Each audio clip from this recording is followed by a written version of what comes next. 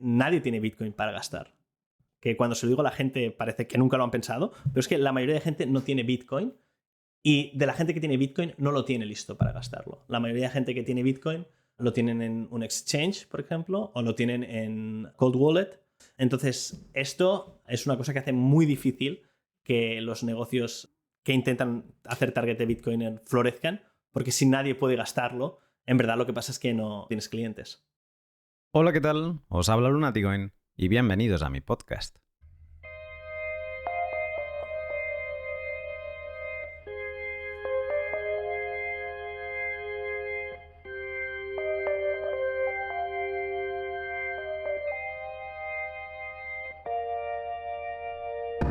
¿Qué? ¿Te suena familiar lo que acaba de explicar Jordi? Veamos, pregúntate. Si te pasa ahora mismo una dirección Bitcoin con un importe, ¿serías capaz de pagarlo en, digamos, los próximos 10 minutos? ¿Y si fuera una factura de Lightning, la red específicamente preparada para pagos Bitcoin, ¿tendrías sats eléctricos listos para realizar ese pago? Buen ejercicio, ¿verdad? Pues prepárate porque en el pod de hoy, Jordi viene cargado de opiniones impopulares que te harán reflexionar y hacer un check de salud a algunas de las prácticas y creencias más extendidas entre los bitcoiners. Jordi, después de trabajar años en Lightning Labs, dejó hace unos meses su posición allí para lanzarse al vacío y empezar FewSats, su nueva empresa. En su camino de emprendimiento, Jordi ha puesto toda la carne en el asador. Ha pasado por Wolf, la aceleradora de empresas Bitcoin de Nueva York, ha hablado con todo tipo de empresas de inteligencia artificial y plataformas de pago, mientras negociaba con VCs, Venture Capitals o fondos de capital riesgo. Gracias a todo ese esfuerzo, Jordi ha hecho un ejercicio sanísimo de poner sus ideas de negocio en tela de juicio y pasar por el proceso de creación destructiva de quien no se casa con una idea y no le importa desandar lo andado para acabar llegando a la meta todavía más fuerte. Ha sido esta apertura mental la que le ha llevado a darse cuenta de vicios, tics y falsas creencias que ha cristalizado en 5 opiniones impopulares que hoy nos regalará en lo que para mí ha sido un verdadero soplo de aire fresco. El episodio de hoy es posible gracias a ti que me apoyas compartiendo los podcasts que más te gustan y también gracias a tus contravalores siguiendo el principio de las 3 T's, con tiempo, con talento o con tesoro. El contravalor más grande que he recibido esta última semana ha sido el de Rafa, con, atención, 100.000 sats. Muchísimas gracias por este super boost, Rafa. Y el pod también es posible gracias a mis incansables sponsors, como son Hodl Hodl, CoinKite, Bitrefill, Minter y la Dobla Bullion, empresas que utilizo y de las que te hablaré de forma breve durante el podcast para que te lleves una pieza de contenido sobre lo que hacen. Si tienes alguna pregunta, recuerda que puedes hacérmela llegar en el canal de Telegram, link en la descripción, o en hola@lunaticoin.com. El pod de hoy empieza con unos 20 minutos de explicación sobre FewSats, su idea inicial y su cambio de objetivo en busca de un encaje de mercado de 2024, para luego, la siguiente hora, pasar a una exposición de opiniones impopulares fresquísimas con las que pararse, reflexionar y, si resuenan contigo, poner remedio dentro de tus capacidades. Nota al pie. Jordi vive en Vancouver desde hace años y el pod está cargadísimo de anglicismos. El discurso creo que se entiende a la perfección, pero si quedara alguna duda con algún término, no dudes en hacérmelo saber en el mail y miraré de detallarlo en una entrada en el blog. Ahora sí, sin más, te dejo con el pod.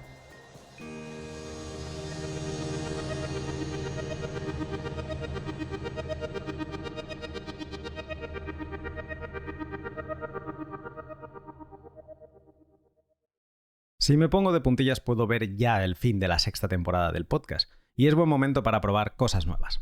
Empezando con mis sponsors, a los que les debo el eterno agradecimiento de permitirme dedicar todo este tiempo vital a seguir estudiando Bitcoin y a producir podcasts como el de hoy. Por ello, más allá de esta intro, voy a tratar de masticar más la pieza de contenido que traigo sobre ellos, reduciéndolo a una frase sobre lo que hacen y un consejo para que puedas sacar más provecho a sus herramientas. Así, siempre te llevarás algo que quizá no sabías y que puedas serte de utilidad. Y antes de dejarte con el pod, el primer ejemplo con Hodl Hodl. ¿Qué es Hodl Hodl? Hodl Hodl es la página web en la que podrás coordinarte con otros particulares para comprarles o venderles Bitcoin. Así de simple. El consejo que hoy te traigo es sobre el precio de las ofertas. Leo a veces que es difícil encontrar ofertas en Hodl Hodl a un precio lógico. entendiendo lógico algo más cercano al 5% de prima que a un 10%. Pues bien, debes saber que en Hodl Hodl puedes ser un actor pasivo, acceder a la web y ver si hay algo que te gusta y tomarlo, o puedes ser un actor activo, ir a la web, registrarte con un email creado para la ocasión, por ejemplo en protonmail.com, y poner una oferta de compra que se adecue a tus necesidades, como por ejemplo, oye, compro entre 100 y 500 euros de Bitcoin pagando en SEPA o en Hal Cash y con máximo 5% de prima. Con la oferta puesta, sincroniza tu cuenta de email en el móvil para no perderte ninguna notificación y ya está. Ya puedes seguir con tu vida, que en algún momento alguien tomará esa oferta y fracciones de Bitcoin ultravitaminadas irán camino a la wallet que hayas configurado. Más en la descripción. Buenos días, Jordi. Muy buenas, Luna, ¿cómo estamos?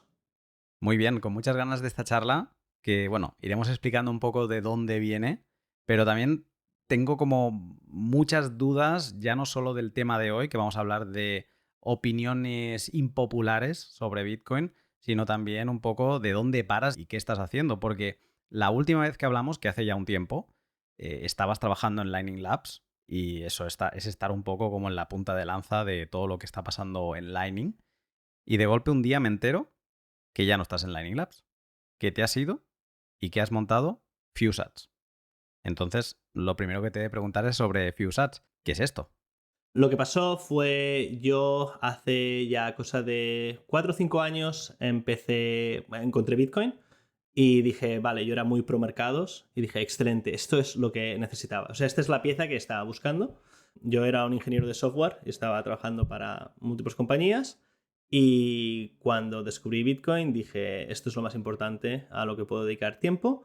Así que básicamente envié un mensaje a Lightning Labs y dije, mira, estos son mis skills, esto es lo que sé hacer y creo que puedo ayudar en el proyecto. Empecé a trabajar allí, todo iba muy bien. La gente de Lightning Labs es de la gente favorita con la que yo jamás he trabajado. Y una cosa que me quemaba mucho era que estábamos desarrollando tecnología muy puntera y yo tenía la sensación que desde dentro de Lightning Labs muchas de las cosas que hacíamos le veíamos mucho futuro. Y en cambio esas cosas no se estaban, digamos, percibiendo al otro lado. O sea, Lightning Labs es una empresa de infraestructura, entonces desarrollaban básicamente infraestructura y lo dejaban al punto de, vale, hemos hecho el 90% para que esto funcione y ahora lo único que queda es que para cada caso de uso, cada una de las empresas que quiera montar su aplicación encima de la Lightning Network o encima de nuestra tecnología, pueda simplemente hacer un 10% que sea específico para su caso de uso y empieza a utilizarlo. Entonces, eso lo hicieron con varias cosas. Por ejemplo, una cosa que se llama LNC para conectar tu nodo desde cualquier sitio.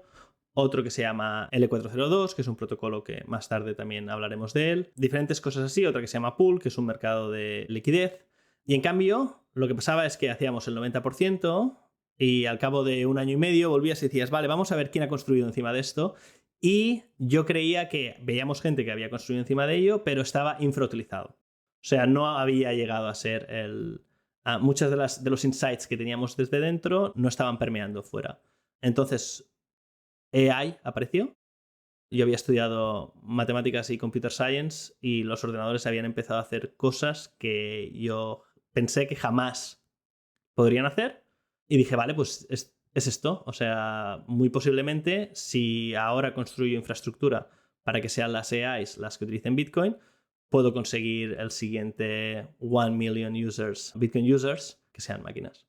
Sin embargo, eso es una cosa que yo no podía hacer desde dentro de Lightning Labs, porque al fin y al cabo eso es solo infraestructura, y decidí crear FuseAds, donde básicamente la idea es utilizar Bitcoin y la tecnología de Lightning para que las máquinas puedan transaccionar.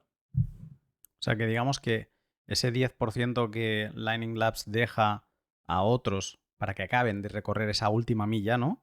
Es como que tú dejaste de estar en el 90% para pasarte a ese 10% con un caso muy específico que no sé si va por esto de la inteligencia artificial o no, ahora me cuentas, pero digamos como para enfocarte a un caso de uso, ¿no? El dejar infraestructura y ir a tocar mercado, a la puerta de la gente que va a utilizar las cosas. Exacto. Bitcoin ahora tiene 14, 15 años, entonces yo creía que hacía falta más aplicaciones, la infraestructura estaba allí y cuando hablaba con todo el mundo que se dedica a infraestructura, tan pronto han terminado una cosa, antes de que empiece a utilizarse, ya pasan a la siguiente. Entonces a mí eso no me gustaba porque decía, no, necesitamos también cosas que utilicen esto y que monten encima de esto. Un ejemplo claro sería LNURL, ¿no? Ahora mismo está muy de moda Bolt 12. Entonces te dicen, ¿ves? Porque con Bolt 12 ahora mismo lo que puedes hacer es solo una factura y podrá pagarse muchas veces. Entonces dices, vale, imagínate que no tenemos este caso de uso. ¿Los que están soportados ahora mismo están ya explotados o todavía queda por hacer? Entonces, lo mismo con Bolt 12, ¿no? Si ahora tenemos ese caso de uso, a mí me gustaría estar seguro que se está utilizando antes de que nos pongamos a lo siguiente otra vez.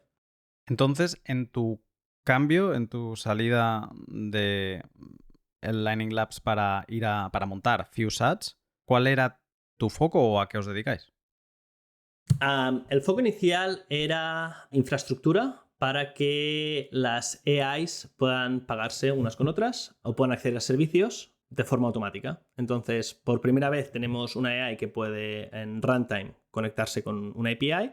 Normalmente conectarse con una API requiere un pago, o sea, la mayoría de servicios no son gratuitos. Y yo quería ir a todas las empresas que estaban trabajando en AI y decirles, escuchad, vosotros tenéis una AI, ahora mismo está interactuando con servicios, normalmente requieren un pago, yo tengo tecnología para hacer esto seamless, o sea que no reducir la fricción. Desafortunadamente me di cuenta muy pronto, yo fui a Wolf, que es una aceleradora de empresas de Bitcoin. Si hay algún emprendedor ahí fuera, sería algo así como Y Combinator para Bitcoiners.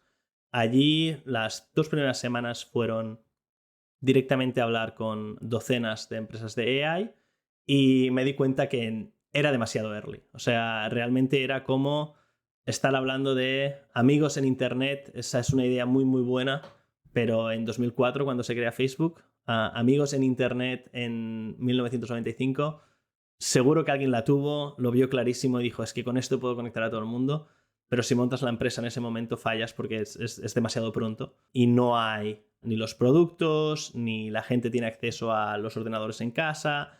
Entonces, aunque la idea sea buena, no funciona. Y eso es como me sentí un poco con AIs utilizando Bitcoin ahora mismo. Porque tu idea era que estos agentes de inteligencia artificial, ¿no? Que hacen cosas, uno pues hace música, otro te prepara informes, otro hace doblaje. O sea, la idea es que cada agente que está muy especializado en una tarea, pues que pudiera dialogar con otros agentes y que en ese diálogo, que va a consumir recursos, pues que el método de pago fuera Bitcoin y que no tenga que haber una persona de por medio, ¿no? Si cuando una inteligencia artificial necesita los recursos de otra, pues que el medio de comunicación económica fueran los SATs, ¿no? Y que hubiera un protocolo de diálogo no solo entre estas dos inteligencias artificiales, sino entre todas las que quisieran. Esta era la idea de la que partías. Exacto. O sea, una de las tecnologías que se inventó en Lightning Labs se llama el protocolo L402 y básicamente lo que hace es integrar pagos a nivel de HTTP. HTTP es el protocolo base de Internet. Entonces, cuando el comité de HTTP en los 90 estaba estandarizando el protocolo, hay unos errores que supongo que la mayoría de gente conocerá, el 404, Page not found. Muchas veces cuando en el browser intentas, en el browser, sí, intentas ir a una página, a veces esa página ya no existe y lo que el servidor te retorna es el error 404, content not found. Entonces había otro que pusieron, que es el 402, que es payment required, porque ya en los 90 ellos se daban cuenta de, bueno, en algún momento habrá alguna manera de enviar pagos por internet, de la misma manera que enviamos datos. Todavía no sabemos cuál es, pero ya podemos preparar el protocolo para decir, vale, estás intentando acceder a un recurso, en este caso no es un 404 porque sí que existe, pero es un 402 porque requiere de un pago que tú no has proporcionado información suficiente para saber si has pagado. Entonces, este error está allí, pero no se está utilizando porque la gente todavía no sabe cómo pagar por internet. Normalmente se hace con tarjetas de crédito y se hace fuera del protocolo. O sea, vas a una página web, entonces tú pones ahí tus datos, te cobran, pero va por fuera del protocolo HTTP. No está integrado el pago en sí. Normalmente es con una empresa tercera, por ejemplo Stripe, que se ocupa de hacer el cargo al cliente y entonces notificarte a ti, este cliente ha pagado. Cuando Bitcoin apareció, esa sí que ya era el insight de, vale, por primera vez tenemos algo que es Digital Native Currency, que básicamente podemos poner en Internet y es un pago como si fuera datos normales y corrientes. Entonces, el protocolo L402 justamente lo que hace es utilizar este 402 de HTTP, decir, vale, antes de procesar cualquier aplicación web, antes de procesar la request que el cliente le hace, requerirá que haya un pago previo. O sea, unas credenciales que te permitan decir, vale, si esta persona ha pagado y tiene acceso a estos recursos. Si no están, lo que hace es te retorna el error 402 y añade información cómo esto puede ser pagado. En este caso, una Lightning Invoice. El cliente puede pagar esa Lightning Invoice, recibir la preimage y hacer la misma request al servidor que había hecho previamente, pero con la información de la prueba del pago, en este caso la preimage, y el servidor será capaz de decir, vale, ahora me están pidiendo por este recurso, pero me están presentando la prueba de pago, entonces yo voy a procesar la request. Entonces, esto justamente lo que permitía hacer es, ahora mismo empezaremos a tener máquinas que quieren consumir servicios, podemos hacer que utilicen la infraestructura que ya existe, que son a través de tarjetas de crédito, pero vienen con muchas limitaciones porque justamente están pensadas para humanos y para la velocidad de humanos, lo cual quiere decir que no puedes hacer muchísimos pagos muy seguidos con tarjetas de crédito, no puedes hacer pagos pequeños, además tiene que ser siempre con terceros y con este protocolo de L402 justamente podías decir, bueno, ahora que tenemos este nuevo grupo de clientes que son las máquinas, esta tecnología casa muy bien con las necesidades que tienen. Y entonces esto suena fantástico y además todo iría dentro de este protocolo de HTTP y entiendo que eso es lo que trabajó Lightning Labs en hacer que el 402 fuera Lightning, ¿no? Y que hablase Lightning, hablase HTTP y que digamos que la web pudiera estar solicitando estos pagos con Lightning, pero entonces aceptando o dándote cuenta que el mercado, esto de la inteligencia artificial y de los agentes que fueran a comunicarse utilizando Lightning, que todavía no estuviéramos ahí, entonces, ¿qué estáis haciendo? Exacto, entonces lo que hicimos fue backtrack y decir, vale, vamos a montar cosas para cuando ese futuro llegue nosotros ya estar allí, pero ¿qué puede necesitar el mercado ahora mismo? Entonces la idea fue decir, vale, si ahora mismo no hay máquinas que puedan consumir esto, el mismo protocolo también pueden consumirlo humanos sin ningún problema. Y lo que hicimos es darnos cuenta que cuando hablábamos con gente le decíamos, oye, ¿por qué no expones tus servicios con el L402? Lo que decían es, bueno, es que no sé cómo hacerlo. Entonces cuando se lo explicabas decías, bueno, pero no sé si quiero hacerlo. Me gustaría que fuera solo darle a un botón. Y entonces lo que hicimos fue decir, bueno, nosotros sabemos cómo hacerlo y sabemos cómo montar algo para que cuando le des a un botón tus servicios, data, APIs o archivos estén ya detrás de una pasarela de pagos que utiliza el 402. Y eso es lo que tenemos ahora. O sea, FuseAds ahora mismo lo que es una plataforma serverless donde tú simplemente puedes deployar todos tus servicios y tienes una URL que está paywall con el L402. Ahora estaba pensando porque toda la prensa, al menos española, se ha vuelto loca hace un tiempo y prácticamente no puedes leer nada en sus páginas web porque todo está detrás de paywalls y al menos te tienes que registrar para poder leer algunas noticias, otras tienes que registrarte y suscribirte y pagar y demás, no sé qué. Entonces, pero estaba pensando que, bueno, eso genera una fricción enorme. Estaba pensando que el L402 sería un perfecto encaje para esto o no, o estaría equivocado. Estarías pensando algo que la mayoría de gente piensa, que es, vale, este es el perfect match. Básicamente lo que el L402 nos permite hacer es poner paywalls a endpoints de Internet. Entonces, la gente cuando piensa en paywalls dice, pues yo cada vez que voy a un periódico, por ejemplo, me piden que me registre y que pague, y yo no quiero pagar 3,95 al mes o 11,99 al mes, pero sí que pagaría solo por el artículo que estoy leyendo. Y tecnológicamente sí, es un muy buen fit. Sin embargo, cuando contactas a estas empresas, muy pronto te das cuenta que su negocio no es vender noticias, sino justamente lo que necesitan es la mayoría de usuarios posibles y luego hacer dinero de esos usuarios. Entonces, hay varias empresas que han intentado montar este tipo de paywalls para empresas de noticias y suena muy bien para el usuario final. Sin embargo, el proveedor no quiere hacerlo porque dice, no, mi modelo de negocio no es vender solo una noticia por 10 céntimos, lo que quiero es vender 11,99 todas las noticias, o el modelo de negocio que más funciona es las doy gratis y saco la mayor información sobre mis usuarios como sea posible para luego vender anuncios. Ahí es donde aparecen las cookies, ¿no? Y lo que están pidiendo últimamente de si quieres navegar sin aceptar las cookies, paga.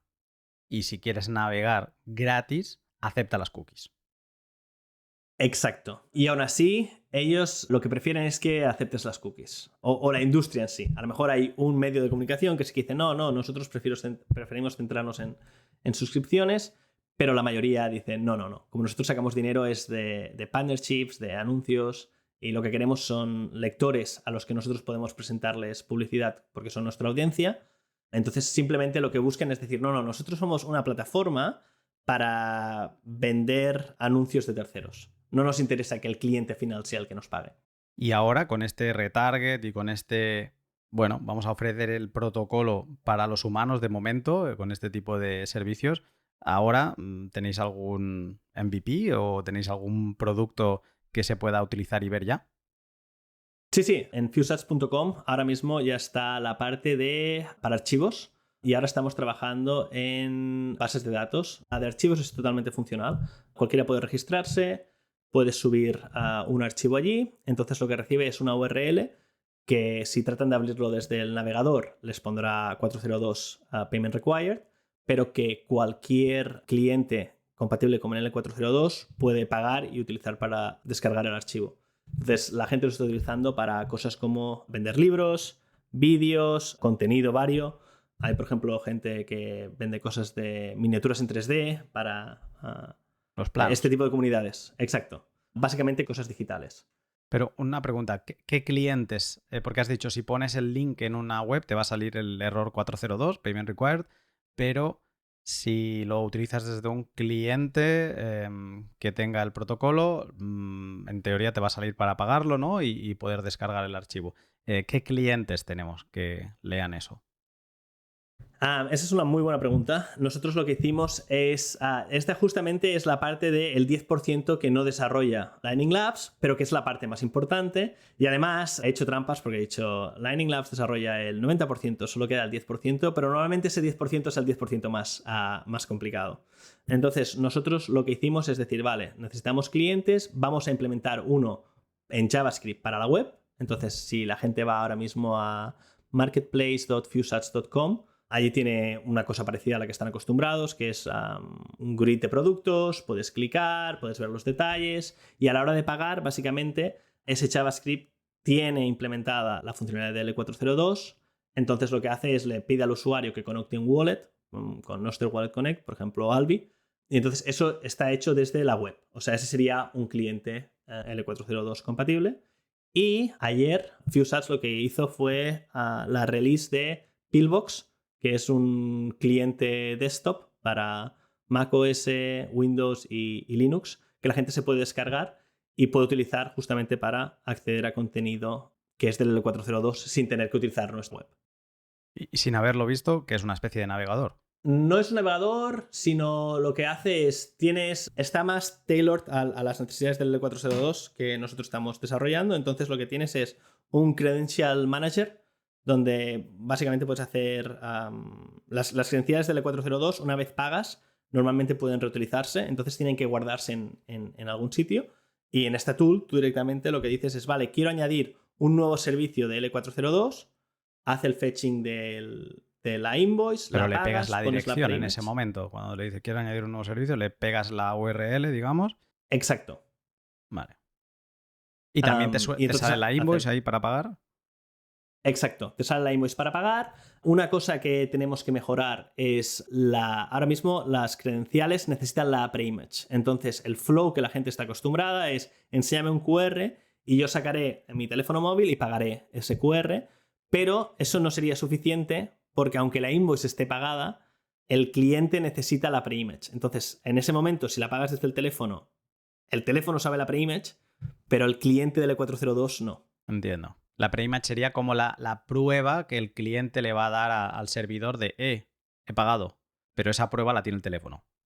Exacto. Entonces con Pillbox la puedes copiar allí y entonces, imagínate, tiene un menú lateral, ¿no?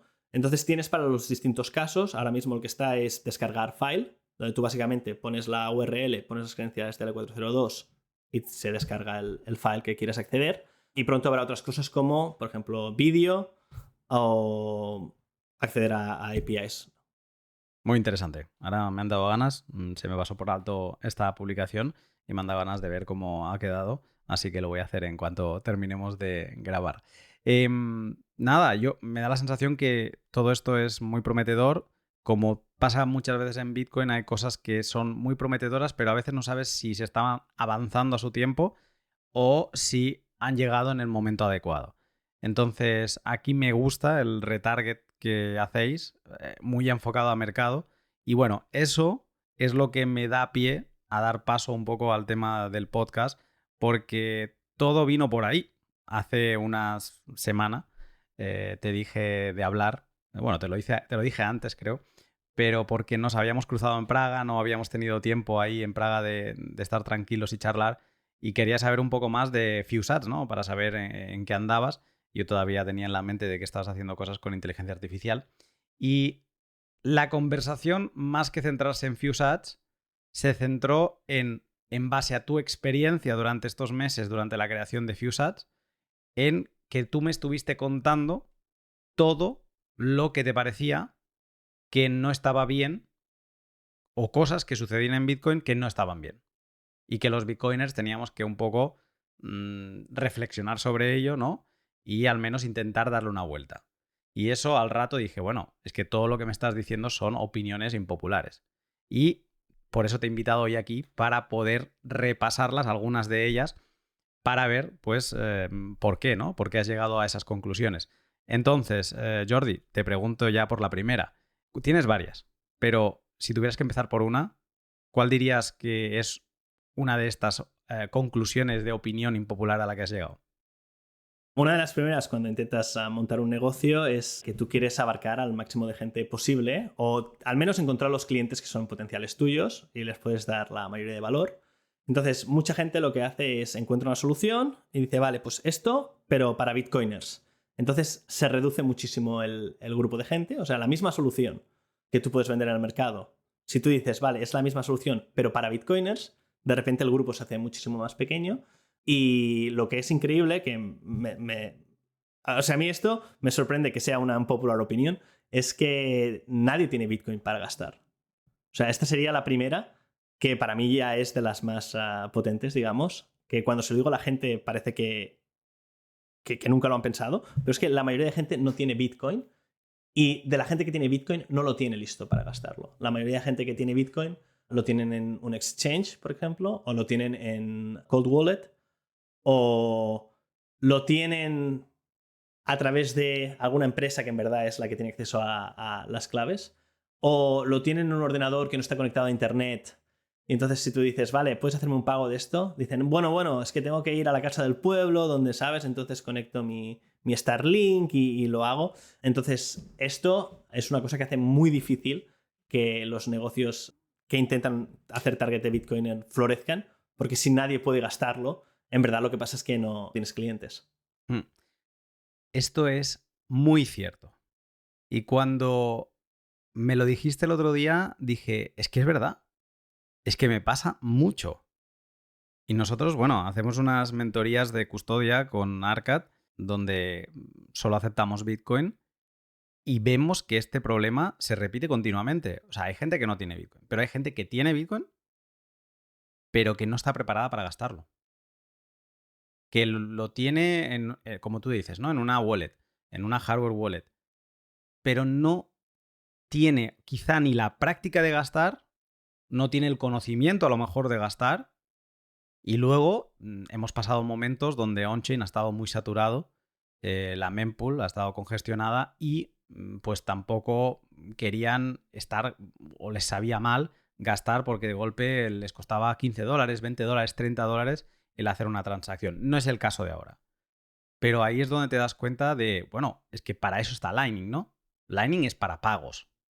Lightning es para hacer atómico esos satoshis, ¿no? Antes, al principio, se decía que con Lightning se bloqueaba Bitcoin en un multifirma 2 de 2, se bloqueaba.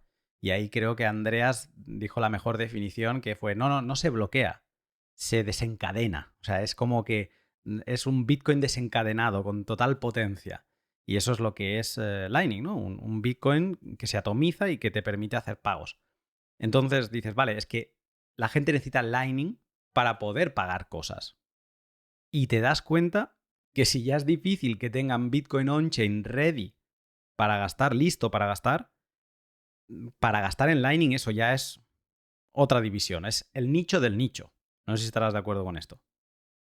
Sí, y la mayoría de gente que está en el mundo de Bitcoin no se dan cuenta porque ellos, claro, llevamos desarrollando la Lightning Network por 4 o 5 años ya, haciendo commits allí, entonces para mí la mayoría de cosas no son nuevas.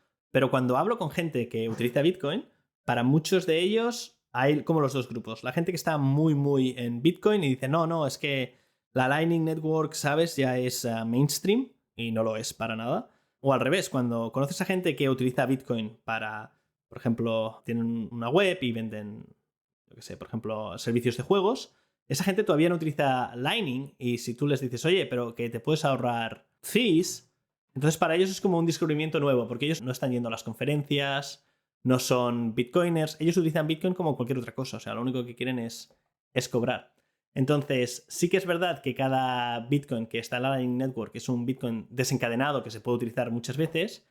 Lo malo es que todavía tiene que pasar por el bottleneck de la única gente que puede desencadenar el Bitcoin es gente que tiene Bitcoin y está preparada para gastarlo. Entonces, aunque es verdad que cada Bitcoin en la Lightning Network se puede utilizar muchas veces, no hay mucha gente todavía que tenga Bitcoin en la Lightning Network. Bueno, y ahí entraríamos en qué tipo de Bitcoin tienes en la Lightning Network.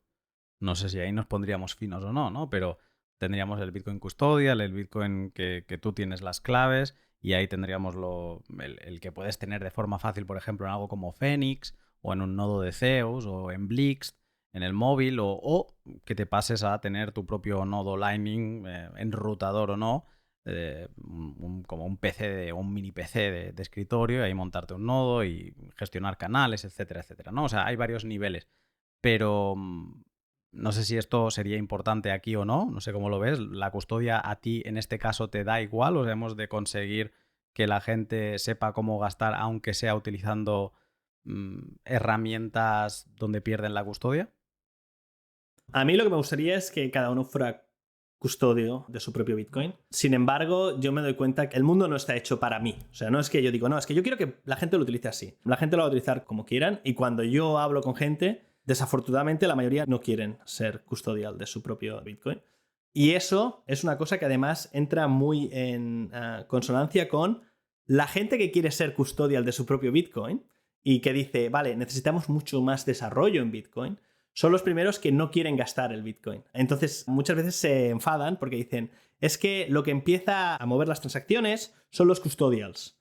Entonces, ellos están enfadados porque dicen, claro, entonces las soluciones que se encuentran son para custodials y no para mi caso de uso, pero no se dan cuenta que es que la mayoría de gente que está gastando, si lo están gastando con custodial, son las que van a recibir la mayor atención y el mayor esfuerzo por parte no solo de desarrolladores, sino de proveedores de servicios en general.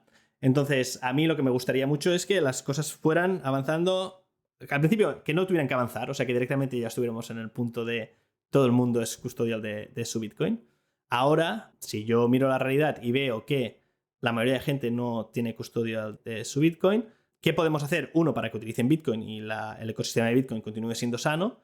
Y dos, cómo podemos ir transformando poco a poco a que la gente tenga más custodial de su Bitcoin. Esto me recuerda a una conversación que tuve hace tiempo con Boaz Sobrado sobre una charla que dio el CEO de Bitrefill, donde venía a decir que hay varios grupos de bitcoiners, están los que... O hay varias formas de ver a Bitcoin, ¿no? Hay los que ven a Bitcoin como si fuera un casino, porque lo asocian con los exchanges, con los NFTs, con las meme coins, etcétera. Hay los que ven a Bitcoin como activismo, esto de vamos a cambiar el mundo, no sé qué, tal y cual. Hay los que ven a Bitcoin como si fuera tecnología, ¿no? Más en el mundo desarrollador, gente que toca, bueno, que es desarrolladores de software, etcétera, etcétera. Y luego hay un grupo que es el menos visto y el menos comprendido, que es el de los usuarios. Los que utilizan Bitcoin porque necesitan utilizar Bitcoin. Y estos que utilizan Bitcoin son gente que Bitcoin les resuelve un problema necesitan comprar una cosa en otro país y la única forma de conseguir hacer el pago es con Bitcoin. No les interesa Bitcoin. Son gente que no van a ir a una conferencia de Bitcoin. Se las trae al pairo Bitcoin. Y por lo tanto, les da igual utilizar una wallet de Binance, o utilizar una de Coinbase, o utilizar una de Samurai Wallet. Les da igual. Ellos quieren utilizar una wallet, una solución, la que sea más fácil y la que les permita hacer esa transacción. Entonces, esto creo que va un poco alineado con lo que tú me estabas diciendo ahora, que seguramente la gente que está más dispuesta a pagar es gente que está haciendo el salto a Lightning de forma rápida y apresurada porque tiene una necesidad, porque quiere comprar ciertas cosas y a lo mejor lo primero que hace es saltar a custodia, ¿no? O saltar a lo más fácil. Y ahí es donde se agradece que haya cosas como Phoenix que, sin ser o sea, sin que estén custodiando tu Bitcoin, lo custodias tú, pero te lo hacen tan fácil como una custodia. Pero bueno, si nos ponemos a hablar de comisiones, ahí es donde ya la gente le diría, que ¿por qué me están quitando este dinero? No me gusta esta, me vuelvo a Wallet of Satoshi, ¿no? Pero creo que sí que hay un paralelismo de gente que quiere utilizar Lightning y no quiere que le calienten la cabeza, entonces esto de Bitcoin y de ser soberano y tal, bueno, no sé ni de qué me estás hablando, entonces se van a una solución fácil, consumen lo que tengan que consumir y ya tocaré Bitcoin cuando lo vuelva a necesitar. Mientras que otra gente que está más activista, más abogando por la soberanía y tal y cual, pues no digo yo que sean los que no quieren gastar, pero digamos que quizá tienen otras necesidades. Sí, y una cosa que has dicho que es muy importante es normalmente, entonces está el problema de las comisiones. Yo creo que aquí los negocios tendrían que centrarse en encontrar sitios donde pueden tener comisiones más altas que en fiat. O sea, por ejemplo, en FewSats nosotros no decimos, vale, no, y te sale más barato que con tarjeta de crédito. Y hay gente que dice, no, es que no os quiero utilizar porque me sale más barato con tarjeta de crédito. Entonces digo, vale, si eso es lo que buscas, pues adelante, pon tus propias soluciones. Y normalmente es la gente que dice, no, es que si me lo monto yo, dices, perfecto, pues es que no puedes ser mi cliente, porque tú te lo quieres montar tú. Mis clientes son los que dicen, no, es que si me lo monto yo, estoy perdiendo el tiempo porque estoy dejando de ganar todo este otro dinero, que esto lo ven básicamente como algo que hace de enable them para ganar más, pero que no es el motivo principal. Y esto es una cosa que a la gente le chocó mucho, sobre todo en el mundo de Bitcoin, cuando yo dije, no, es que yo quiero ser más caro que Stripe. Si yo pruebo de ser más caro que Stripe y no soy capaz de encontrar clientes, ni siquiera lo voy a intentar siendo más barato que Stripe porque no es en lo que estoy interesado. Y de hecho Stripe, cuando empezó, cobraba más que los competidores. Y no pasaba nada. O sea, Stripe se volvió el más grande cobrando más que los competidores. Porque no pasa nada. Lo único que tienes que encontrar gente es decir, vale, no tengo que cobrar más que los otros, simplemente tengo que dar el mejor servicio y estar seguro que les aporto tanto valor, que ganan tanto dinero conmigo, que no les interesa si están pagando un 0,1% más o un 0,2% de menos. Y eso es una cosa que la mayoría de gente que monta startups en Bitcoin me doy cuenta que no pasan este test. Lo dicen, no, es que tenemos que ser más baratos que... Porque donde podemos ganar mucho es siendo más barato que... Y si la realidad es que Bitcoin pudiera ganar siendo más barato que... Bitcoin ya lo estaría utilizando todo el mundo. Entonces, no lo está utilizando todo el mundo. Por ejemplo, con remittances. Puedes ver muchas empresas que dicen, es que nosotros podemos ser más baratos que Western Union. Si ser más barato que Western Union fuera lo único que importara, Western Union ya estaría muerto. Todo el mundo estaría comprando Bitcoin en sus países donde están trabajando y enviarían Bitcoin a los países donde su familia vive. Y esto no ha sucedido. Entonces, creo que está muy bien hacer introspección, decir, ¿y por qué no ha sucedido? Entonces, quiere decir que ser barato no es la killer app aquí. Puede ayudar, pero yo no me centraría en, ¿sabes? Si alguien me dice, no, es que eres más caro. Vale, perfecto, hazlo tú. He hablado de utilidad y valor, como ofrecer tal utilidad que la gente te quiera a ti. Y la utilidad es, en ciertos, bueno, es subjetiva, ¿no? O sea, cada uno decide la utilidad que te da una cosa y tú estás dispuesto pues a pagar más por ella o no.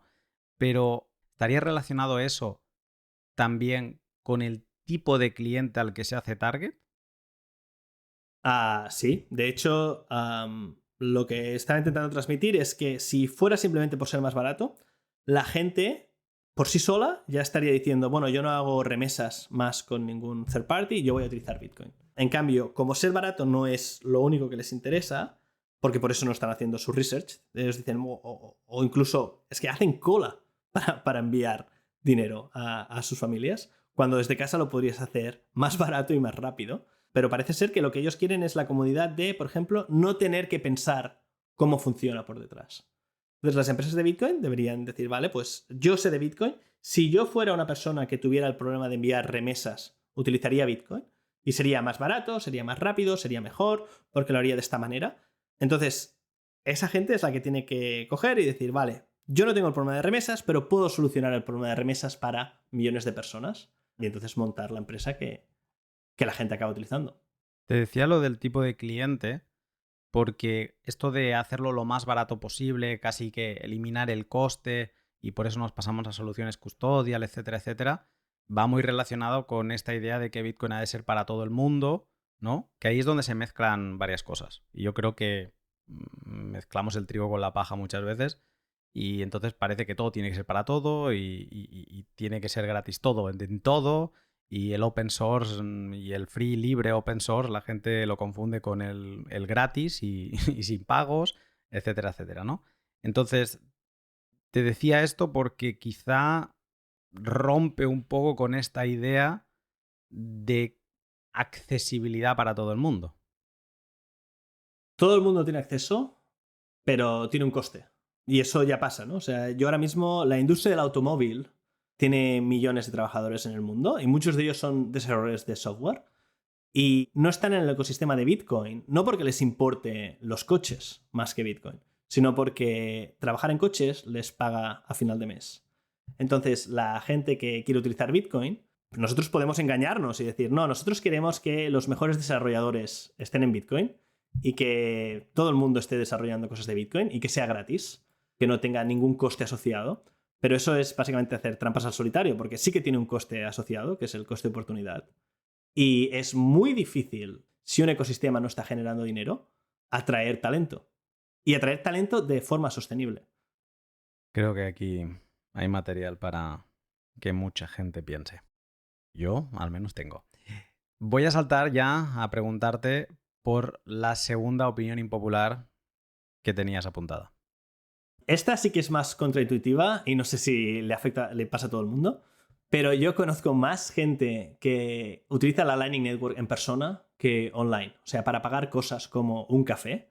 Yo vivo en Vancouver y aquí tenemos bastantes negocios que aceptan Lightning. Tenemos CoinOS, que es una empresa que básicamente ha hecho onboarding a lo mejor de unos 100 establecimientos. Entonces tenemos para pizza, tenemos para sushi, tenemos todo tipo de restaurantes, empresas que venden alcohol, porque aquí está separado, no son supermercados, sino son licorerías específicas. Y la mayoría de gente que conozco van y tienen dinero digital que utilizan para compras en persona.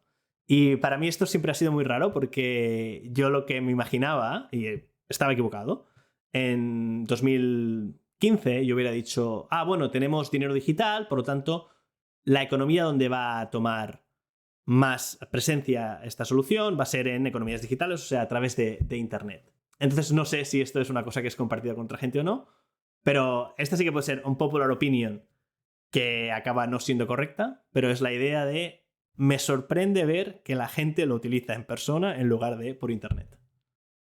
Sí que es verdad, pero quizá no sé si es del todo correcto o si es una opinión sesgada, pero sí que es verdad que cuando vas a conferencias ves a la gente más suelta con las billeteras.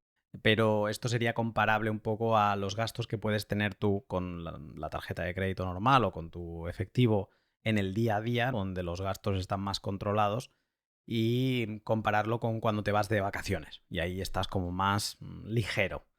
Entonces, no sé si en general esto es algo que suceda, pero esto me lleva a otra reflexión y es ¿qué ha de tener Bitcoin o Lightning para que tú te animes a pagar online con ellos antes que, por ejemplo, con una tarjeta de crédito, con PayPal o con Stripe?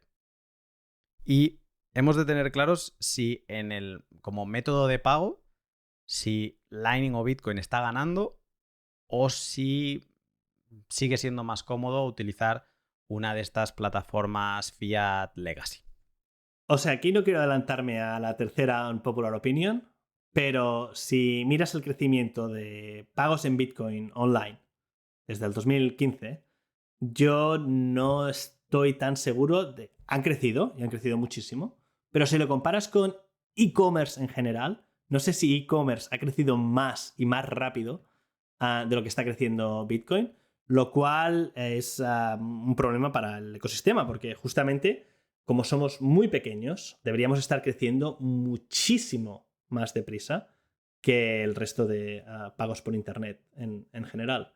Entonces, se tienen que alinear varios astros, entonces tenemos que buscar la fórmula para que se alineen, porque no deberíamos dejarlo a la suerte.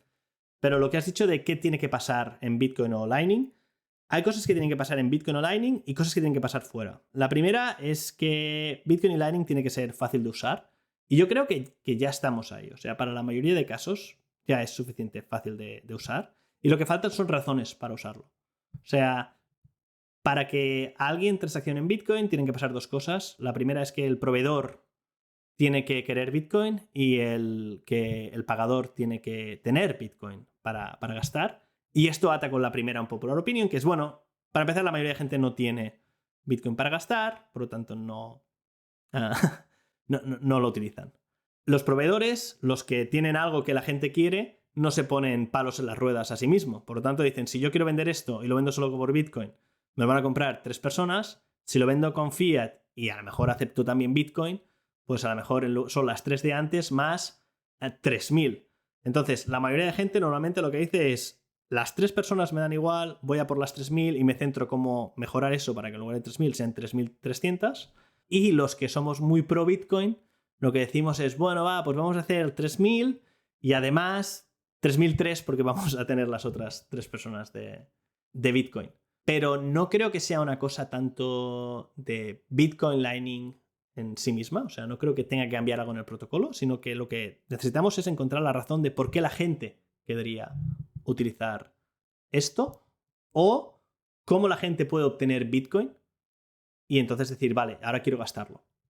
Sí, quizás se hace tan complicado últimamente obtener Bitcoin que cuando la gente agarra un poco no lo quiere gastar, ¿no? Y prefiere seguir gastando fiat y no acaba de disfrutar de las ventajas de Bitcoin. Yo encuentro ventajas en utilizar Bitcoin para mis gastos, por ejemplo, la VPN. Siempre cuento este ejemplo, pero es que es comodísimo. Cuando es de renovar, yo renuevo mes a mes por eso de la volatilidad, para no pagar todo un año y no saber cuánto estoy pagando, sino voy pagando cada mes. Y una de las cosas que yo creo que hacía falta y agradezco mucho que haya llegado en los últimos años, y estaría en ese lado que tú decías de que quizá no es tanto de Lightning y Bitcoin, sino es fuera de ellos. Y para mí era una herramienta como es Albi. Y no hablo de su parte custodial o no, es la billetera de navegador web. Porque entonces yo estoy navegando y a la mínima que veo una cosa que quiero y tienes posibilidad de pagar en Lightning, ya sea Bitrefill o ya sea mi proveedor de VPN como es IVPN, entonces nada, es un clic arriba a la derecha y pago, me dices, ¿quieres pagar? Sí, ya está. Entonces, eso es comodísimo. Y encima, sin datos personales, sin tener que estar cediendo nada ahí. Entonces, yo le veo la utilidad, pero sí que es verdad que hace falta que hay que trabajar en muchos frentes. No es solo un frente. La accesibilidad a Bitcoin es uno de ellos. Las herramientas como Albi, no solo en desktop, en un PC de escritorio, sino también en móvil, han de estar ahí. Noster está ayudando en esto porque está como rompiéndose con sus necesidades, se están rompiendo la cabeza en cómo hacer que esto de los zaps funcione, que casi todos los zaps son custodial y demás, pero se van empujando herramientas gracias a ello. Entonces, bueno, es un conjunto de cosas que se ha de ir empujando y no sé cuál será el punto. Lo que sí que sé es que Bitcoin es un lenguaje universal y cuando tú tienes que dialogar con una persona de Vietnam, con una persona de Irán, con una persona de Buenos Aires, puedes dialogar en Bitcoin. No tienes que empezar a hacer cambios, no tienes que empezar a hacer nada. Entonces, yo creo que un punto a favor que la gente no está atendiendo es que aceptar Bitcoin de golpe te hace tener clientes de todo el mundo. Y esto es un valor que no sé si estamos atendiendo. Sí, yo creo que este es uno de los misconceptions más grandes que hay, que es que la gente, o sea, que esto todavía no es sentido común. O sea, la mayoría de gente no se ha dado cuenta que básicamente teniendo Bitcoin puedes interactuar con muchísima más gente. Y es una cosa que pasa con cualquier cosa que tenga network effects. Es la idea esta de que la red, contra más gente se ponga, más utilidad tiene la red en sí. Y es cierto que con Bitcoin pasa, pero necesitamos bastante más. Entonces, ahora mismo, si tú vendes tus servicios en Bitcoin, puedes tener clientes de cualquier sitio del mundo, pero hace falta que más gente pueda gastar Bitcoin para acceder a ese servicio. O sea, lo que creo que ayuda mucho son empresas como Slice, que básicamente, por ejemplo, es un navegador, que, bueno, es una extensión, ¿no? Que tú vas navegando y de los anuncios que vas viendo, básicamente reparten parte del revenue con el cliente final. Entonces tú vas acumulando sats cada vez que estás navegando por internet.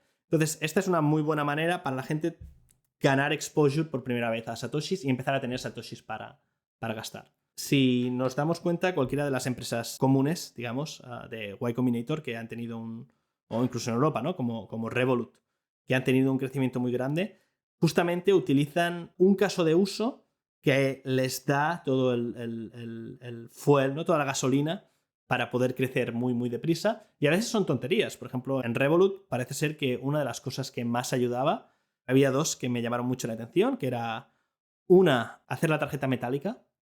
Y entonces parece ser que había mucha gente que quería pagar con esa tarjeta simplemente porque la sensación era Status. distinta y querían enseñarla. Sí, eso parece ser que al principio era muy, muy útil.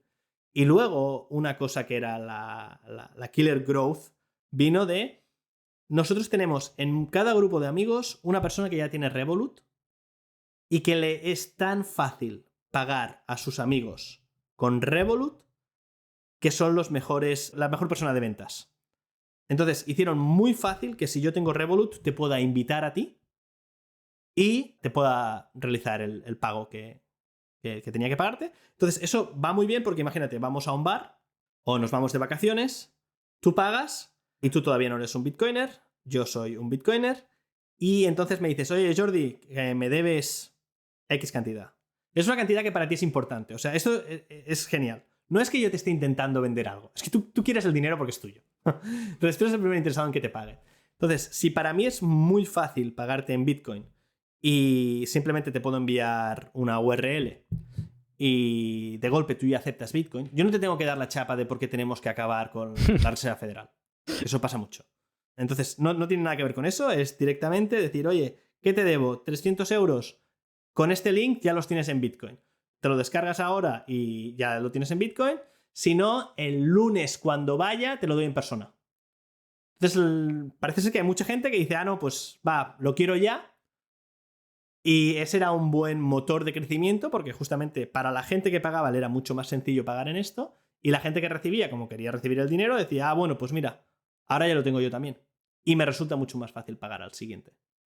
Estaba muteado, pero casi me muero cuando has dicho lo de darle la chapa con lo de la Reserva Federal, porque es que es así, ¿no? O sea, es que a lo mejor tú podrías decirle a alguien, oye, la cena de hoy, venga, va, ¿por qué no te animas si te la pago en Bitcoin, ¿no? Y ahí nos podríamos romper la cabeza cuál sería el mejor camino para una persona que está dispuesta, después de saber que tú estás en Bitcoin desde hace no sé cuánto, tal cual, y de golpe dice, vale, venga, pues podríamos discutir cuál sería el mejor camino para que esa persona hiciera el embarque correctamente.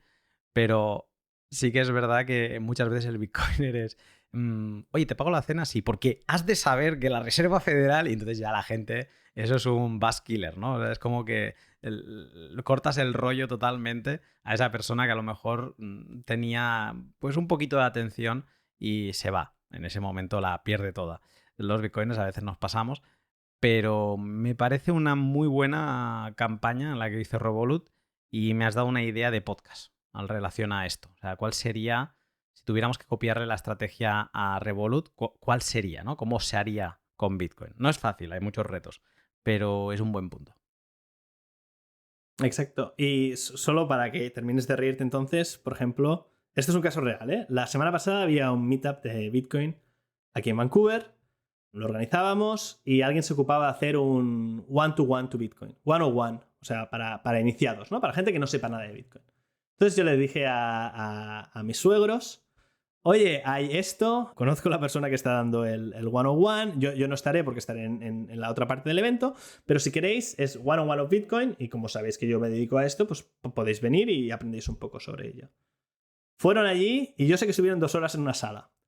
Cuando salieron les pregunté, bueno, ¿y qué tal? ¿Qué habéis aprendido de Bitcoin? Me dijeron, no, de Bitcoin han sido solo los últimos 15 minutos y tenemos más preguntas que antes. Hoy la charla es de ¿qué es el dinero?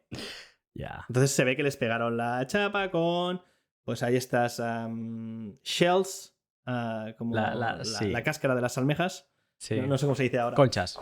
Cluisas. Conchas. Hay estas conchas, entonces esto es como funcionaba al principio, y entonces hay esto que es deuda, y esta gente está diciendo, pero ¿qué me estás contando? O sea, yo vengo a que me digas cómo funciona Bitcoin.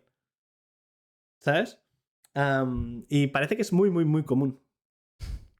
Es estos 4 lados de Bitcoin, ¿no? Estas 4 visiones, el casino, el activista, el desarrollador y el usuario. En este caso cayeron en el lado activista. Y el lado activista es como, hola, bienvenido, ¿quieres aprender Bitcoin? Mira, léete 400 páginas del patrón Bitcoin. Luego sigue por los libros de Antonopoulos. Luego sigue por tal. Y cuando acabes podrás utilizar Bitcoin. Bueno, quizá nos hemos pasado, ¿no? Mientras que a lo mejor si hubieran caído en el lado usuario, les hubieran enseñado a utilizar Binance. No les hubieran dicho nada de por qué Bitcoin, pero hubieran salido haciendo una transacción, ¿no? Y si hubieran caído en el casino, hubieran salido con una meme coin. O sea que por ahí no sé. Pero quizá nos estamos pasando en el lado activista. Y ahora, un momento para CoinKite, Minter y Bitrefill.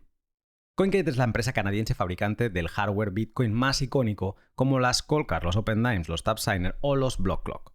Con las Coldcard no solo podrás subir el nivel de seguridad de tus Bitcoin, también ganarás una herramienta de valor incalculable para todo lo que quieras hacer en Bitcoin. Por ejemplo, si necesitas una frase mnemónica secundaria para operar con una nueva hot wallet, podrías generarla derivándola desde tu frase mnemónica principal gracias al BIP85. Para hacerlo, tendrás que ir a Advanced Tools y Derive Seeds, BIP85 entre paréntesis. Y ahí te pedirá un número que es muy importante, porque estás derivando una nueva frase mnemónica y la única forma de recuperar estas nuevas palabras es con este índice y tu frase mnemónica original. Pero lo que consigues gracias al BIP85 es que mientras tengas a buen recaudo tu frase mnemónica original y crees un listado de los índices que vas utilizando, es que podrás siempre recuperar todas estas frases mnemónicas derivadas sin tenerlas que haber apuntado en ningún sitio. Seguridad y recursos, esto es lo que te da una Coldcard. Consigue la tuya siguiendo el link de la descripción. Minter es la app y protocolo peer-to-peer para comunidades intelectuales con colaboración abierta, una especie de Word open source con conectividad red, followers y Lightning Network. Sobre Minter quiero contarte que esta semana he creado un blog post que puedes ver también en versión web en lunaticoin.blog titulado Minterians a los que seguir. He creado ahí un listado de gente de habla hispana que está creando contenido en Minter y a los que podrás seguir Trust Account en Minter para tenerlos dentro del contenido de confianza de tu muro. Así tu aplicación Minter no estará vacía a la espera de que crees tus primeros posts, sino que podrás empezar a leer cosas enfocadas a Bitcoin, a la tecnología y a la libertad. Y si das tus primeros pasos, puedes comentar la publicación de mi blog desde dentro de Minter y te añadiré también al listado. Así que, ¿te animas con el reto? Y Bitrefill es la página web donde podrás comprar de todo, IKEA, Zara, Amazon, Frávega, Carrefour, etc., pagando con Bitcoin On-Chain y Lightning. El consejo sobre Bitrefill de hoy es algo que quizá no eres consciente y hace falta que venga un extranjero para contártelo y que te des cuenta. En el meetup que se celebró ayer de la comunidad de Barcelona Bitcoin Only, Mario Havel de Parallel Nipolis participó y contó que él vive sin cuenta bancaria desde hace 5 años. Y que en países como España, gracias a Bitrefill, es muy fácil, porque a diferencia de, por ejemplo, República Checa, de donde es él, Bitrefill tiene un montón de servicios de comida como Fork, Deliveroo, Hypercore y Carrefour. Así que, ya lo sabes, los sats que acumulas religiosamente no son un callejón sin salida. Bitrefill te permite vivir con ellos. Más información en el link de la descripción.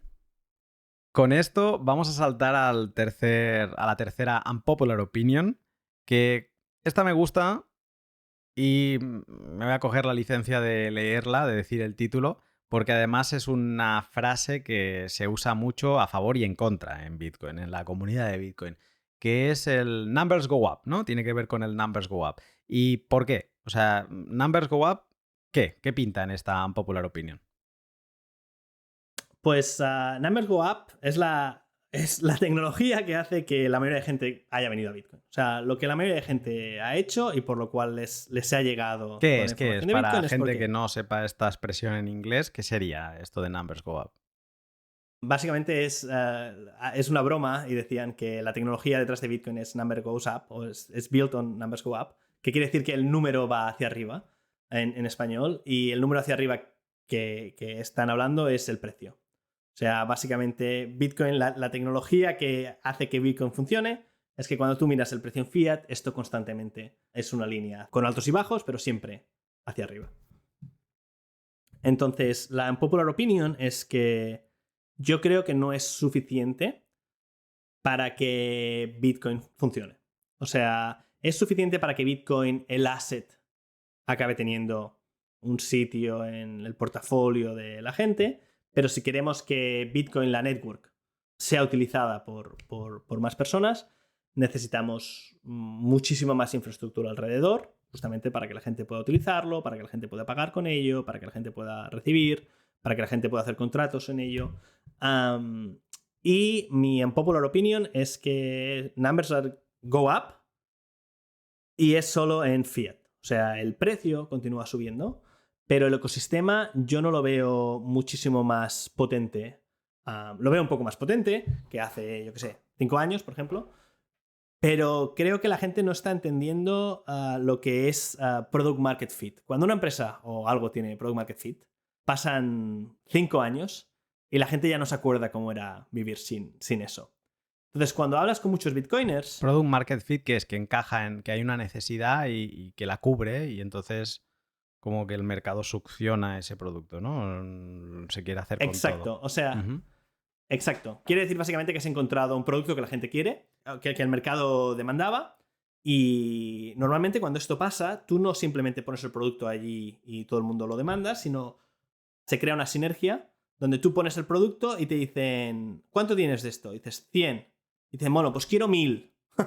¿Cuándo puedes tener los 1000 hechos? Entonces dices, uy, los voy a tener en 3 meses. Y entonces te empiezan a decir, oye, vale, pues dame los 100 ya, pero para los siguientes 900, ¿crees que puedes cambiar un poco esto? Entonces empieza a crearse esta sinergia donde tú has encontrado básicamente una gallina de huevos de oro y que además es sostenible, cada vez vas ganando más dinero, lo vas reinvirtiendo y vas mejorando el producto.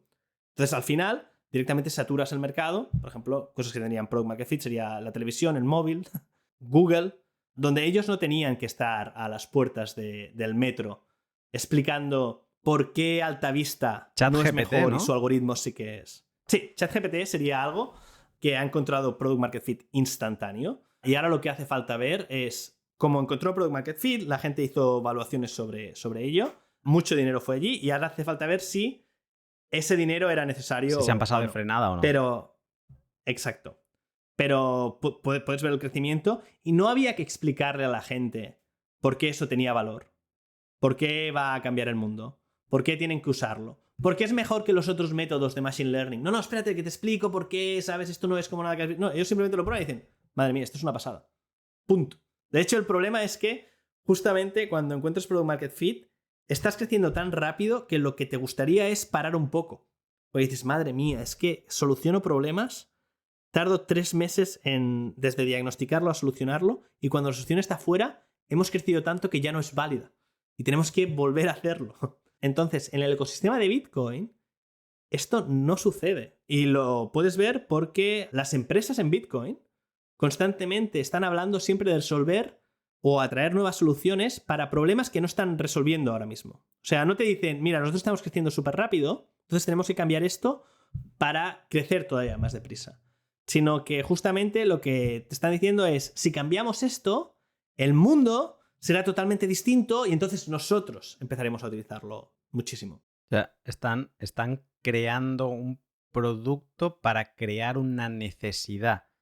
No es que están creando un producto para cubrir una necesidad existente, sino que ellos imaginan que esa necesidad aparecerá después de ellos crear ese producto.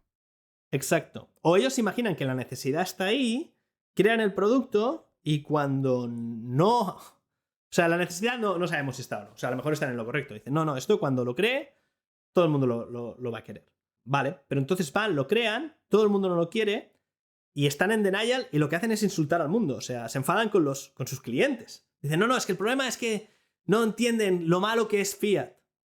Pero tú estabas construyendo para esa gente, no estabas construyendo para ti.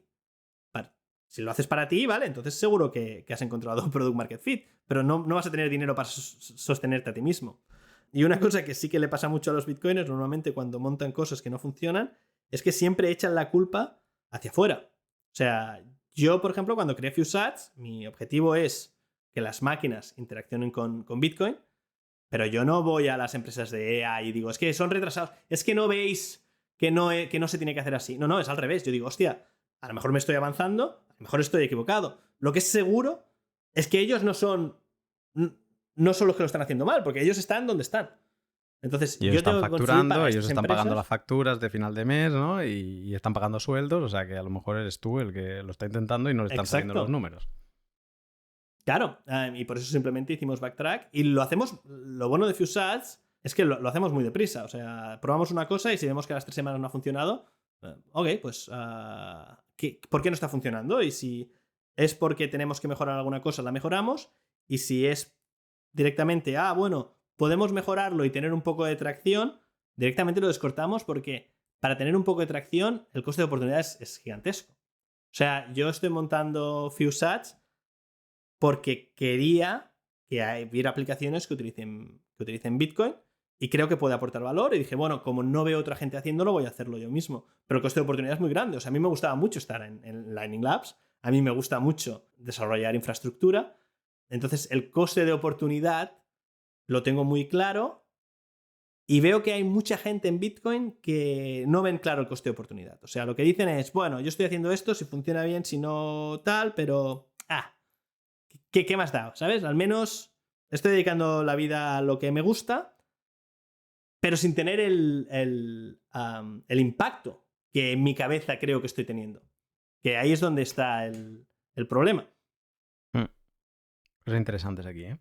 Voy a recoger cuerda porque creo que incluso nos hemos metido ya en territorio de la cuarta unpopular opinion, que es esta parte de falta de tener un foco a mercado. Pero volviendo a la tercera, y para que quede claro, que era la que empezábamos con lo de numbers go up, digamos que numbers go up ok, en términos de fiat, en términos de valor euro, valor dólar del Bitcoin, pero que lo importante es que no sea solo ese número que va para arriba, sino que sea todo lo que rodea a Bitcoin. Más comercio, muchos más comercios, ¿no? O sea, con la misma exponencialidad que el precio de Bitcoin. Casi como para llenar periódicos por la cantidad de comercios que están aceptando Bitcoin, por la cantidad de desarrolladores que está recibiendo Bitcoin, por la cantidad de usuarios que están utilizando Bitcoin, por la cantidad de X, ¿no? Wallets, de aplicaciones, eso. Y eso no sube de la misma forma que sube el precio. Exacto. Un ejemplo muy claro sería BTC Pay. BTC Pay Server, un número que podemos decir los bitcoiners y estar muy contentos es que hoy en día hay más negocios que nunca aceptando Bitcoin a través de BTC Pay. Entonces me enseñas una gráfica y me dices, ¿ves? En 2020 había este número y ahora hemos crecido a este otro. Vale, eso está muy bien, pero hay que añadirle contexto. Shopify. Simplemente una página de e-commerce, no e-commerce en Internet, Shopify. ¿Cuánto ha crecido desde la primera imagen que me has enseñado de gente aceptando Bitcoin a la segunda imagen? Si Shopify, una empresa, ha creado más negocios o ha crecido en porcentaje más que los negocios de Bitcoin, la comunidad de Bitcoin, el ecosistema en general, debería estar intentando solucionar este problema. Entonces, en lugar de darnos palmaditas en la espalda y decir, joder, qué buenos somos, más negocios que nunca están aceptando Bitcoin. Lo que teníamos que decir es, vale, ¿cómo lo hacemos para que no sean más? Para que seamos el top. Que la gente en Shopify, que Shopify empiece a aceptar Bitcoin porque diga, es que madre mía, nosotros nos estábamos centrando en e-commerce y de golpe el problema que teníamos es que las empresas que más estaban creciendo eran e-commerce que aceptaban Bitcoin. Entonces lo único que nosotros podíamos hacer para competir es añadir Bitcoin en nuestra plataforma, porque claro, si no perdíamos todo el mercado. Es muy buen punto. Yo te escucho y no sé, quizá algo se remueve dentro de mí y te lo comparto y te lo pregunto. ¿No estaríamos exigiendo demasiado? Porque te digo, o sea, Shopify al final utiliza fiat rails, ¿no? O sea, vías de comercio fiat, dólares, etc. BTC Pay utiliza, pues, Bitcoin, ¿no? Entonces es como tú decías antes, estamos enfocándonos a un nicho. Y luego hay más nichos dentro del nicho. No estamos exigiendo mucho el compararnos o no, o debemos. O ese es el problema, el decirnos a nosotros mismos, no, es que no nos podemos comparar. Y eso nos tenemos que pegar 2 guantazos y decir, sí, sí nos tenemos que comparar, porque tenemos que aspirar a eso. No sé, ¿en qué lado estás aquí? O sea, uno es, yo con la gente que me enfado es con la gente que dice, no, es que nosotros somos mejor que cualquier otra cosa y entonces nos exigen tanto. O sea, ahora mismo en la comunidad ya hay gente que te diría, no, es que BTC Pay es todo lo que necesitas para e-commerce en Internet y ellos están convencidos. Entonces yo lo que les digo es, vale, si esto es cierto, ¿cómo casa con la realidad que acabamos de comentar de Shopify creciendo más rápido que negocios? O sea, poneros las pilas aquí. Bueno, y hay una cosa Terceros, ¿eh? que yo la sufro por algunas consultas que he tenido, por que ayudas a gente a que tire comercios e-commerce adelante y que quieren tener BTC Pay y demás. Y la primera pregunta es, vale, ¿puedo armar un BTC Pay y cobrar también en fiat? No, no puedes. Ahora justo creo que van a lanzar, si no lo han lanzado ya, un plugin para Stripe. Entonces es como, vale, ahí empezamos, ¿no? Pero ahí digamos que quizás sí que va a ser todo lo que vas a necesitar para armar un e-commerce. Y luego estaría la parte gráfica, etcétera, etcétera, ¿no? Pero ahora mismo no tiene todo lo que un e-commerce quiere, porque de la misma forma que decimos que un e-commerce le va a interesar aceptar Bitcoin porque eso te va a dar clientes de todo el mundo, lo que a un e-commerce le va a interesar es aceptar fiat también, porque fiat lo tiene todo el mundo. Entonces, no aceptar fiat es cerrarse muchas puertas. Sí, y de hecho por eso la mayoría de gente no acepta solo Bitcoin. Porque si tienes algo para ofrecer, es lo que decíamos al principio, si lo ofreces solo por Bitcoin, estás reduciendo tantísimo el número que te estás pegando un tiro en el pie. Entonces, o no lo haces por el negocio, puedes decir, no, porque para mí lo que me interesa es la filosofía de Bitcoin, yo soy feliz y lo hago así, excelente, entonces claro que tienes que hacerlo así. Pero la gente que dice, no, y esto es porque es un buen negocio, se están dando cuenta que dicen, no, es que esto no es un buen negocio. Si fuera un buen negocio, uno, ya lo haría todo el mundo sin que tú les tuvieras que explicar lo que está mal con la Reserva Federal. Y dos, estaría pasando constantemente. Verías que constantemente hay más gente haciéndolo. Pero bueno, eso entonces afecta a todo, ¿no? Porque es más difícil atraer talento en general. Imagínate que nosotros hacemos otro día, o haces tú el otro día con otra gente, el podcast de quién traer ¿Qué estrategia siguió Revolut y qué podemos aprender de ella? Hay mucha gente que trabaja en growth hacking, no vienen al ecosistema de Bitcoin. Porque ahora mismo yo me puedo ir a... Imagínate que yo soy muy bueno en growth hacking, puede dar la casualidad que yo crea que hay que acabar con la Reserva Federal, sea un bitcoiner, entonces decida hacerlo en el ecosistema de Bitcoin. Pero si yo soy una persona que me vendo al mejor postor, ¿qué es lo que hace la mayoría de gente? Porque lo que dices es, incluso bitcoiners, porque lo que podrían decir es, yo quiero el máximo de Bitcoin posible, entonces me voy a ser, claro, Head of Growth en Uber, o en lo que va a ser el siguiente Uber, o me pongo en Bitcoin. Entonces, cualquier persona que tenga unas skills muy, muy buenas, normalmente lo que dice es, bueno, pues, ¿quién es el mejor postor para yo saber cómo de bueno soy y cuánto puedo ganar? Y directamente se van allí. Y no solo eso, sino que eso además hace improving de tus skills muchísimo, porque justamente estás en un ecosistema que es dinámico, que está creciendo, te da tiempo a ti a tener crecimiento personal a nivel de carrera, y es muy difícil atraer a esta gente a Bitcoin porque dicen, bueno, ¿cuánto se paga? Ah, vale, no se paga tanto. Bueno, en skills, ¿cuánto voy a aprender? Bueno, si el ecosistema no es el más dinámico, pues a ver, voy a crecer, pero como si lo hiciera con mi propio negocio. Y entonces, al final acaban diciendo, bueno, pues es mejor irme a este otro ecosistema que al ecosistema de Bitcoin. Y esto lo podemos ligar, si quieres, con el cuarto punto. ¿Qué era esto que habías empezado, porque te lo hacías encima, de que falta más enfoque a mercado? Exacto. Hace falta montar una infraestructura que no sea código, sino VCs, por ejemplo. El otro día en Twitter había un VC que dijo, es que capital Venture riesgo. Capitals, exacto. Inversores. Decía, alguien era un inversor de Bitcoin, ¿no? Y lo que dicen es, nosotros somos inversores en empresas de Bitcoin. Y en Twitter lo que decían es que claro, nosotros lo vemos distinto que el resto de Venture Capitals. Nosotros estamos a 10, 12 años vista. Ok, bueno, el emprendimiento es un mercado como cualquier otro. Entonces, los mejores emprendedores del mundo van allí y dicen, bueno, yo tengo skills que creo que pueden hacer que monte una empresa que funcione. Vamos a ver, ¿dónde tengo que poner mi esfuerzo y mi tiempo? Entonces, ven que uno les dice, oye, pues mira, esto es a 10, 12 años, el feedback loop es súper pequeño, o sea que tampoco vas a crecer rápidamente sabiendo si lo estás haciendo bien o no. Si sale bien, tampoco vas a ganar mucho más dinero. Entonces, ellos ven, esa es una opción. La otra es, me voy a un sitio donde dicen, no, nosotros no somos inversores de estos de Bitcoin que miran a 12 años vista. Nosotros miramos de 3 a 7. Entonces, tú en un año más o menos ya sabes si estás yendo bien, mal o regular, comparándote con los que están yendo muy bien, mal o regular. Hay un ecosistema montado donde tú cualquier duda que tengas le puedes preguntar a otro, oye, tú que ya has fallado 3, ¿qué me puedes decir? Y además hay 5 otras personas que dicen, oye, tú que ya has montado 3 empresas que han valido $1 millón, ¿qué me puedes decir de mi situación? Entonces es como muchísimo más dinámico. Y el VC lo estaba intentando vender como una cosa buena y yo decía, bueno, pues esto no puede funcionar entonces. Porque es un mercado como cualquier otro. Y los idealistas ya los tenemos. Los idealistas, que son gente como yo, decimos, no, es que yo quiero acabar con la Reserva Federal y ya estamos dentro. Entonces, ¿cómo podemos hacer que esto crezca para decir, es que el mejor ecosistema del mundo es el ecosistema de Bitcoin?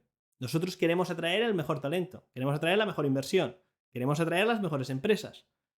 Y esta sí que no sé si es una popular opinión, pero yo cuando voy a conferencias de Bitcoin, si vas a cualquier conferencia de cualquier otro sector, te das cuenta que es distinto.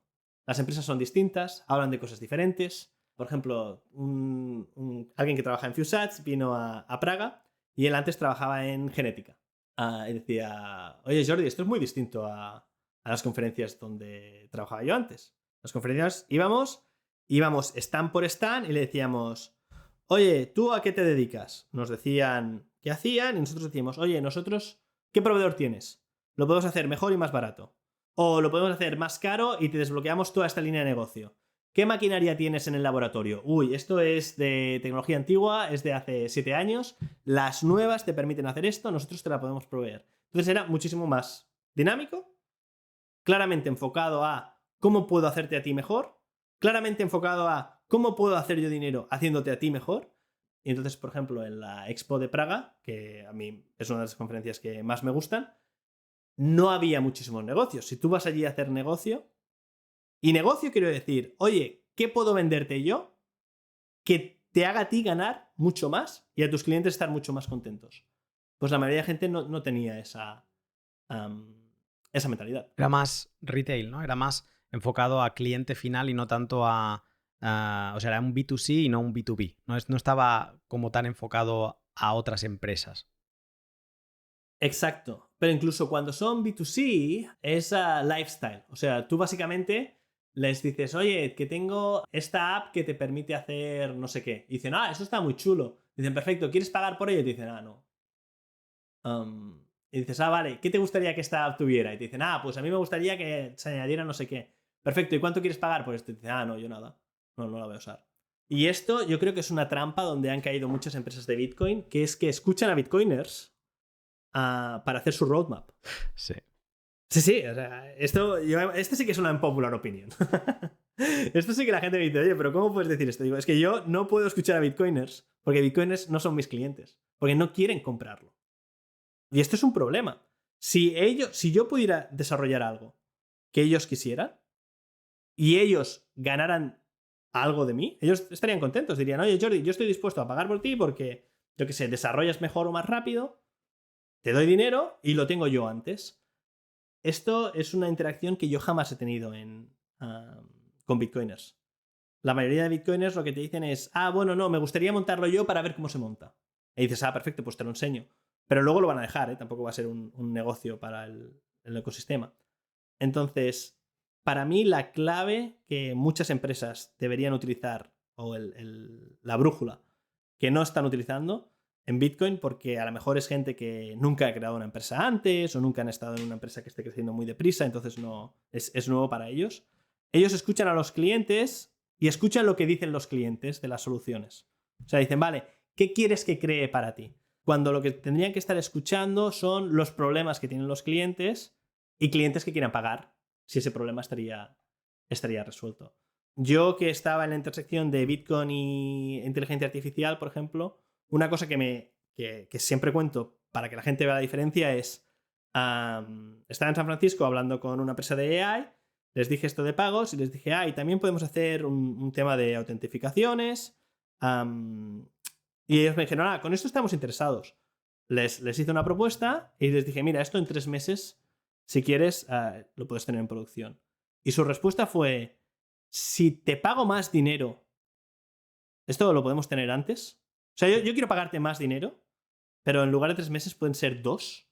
Y si te pago mucho más dinero, lo puedes tener en 1,5.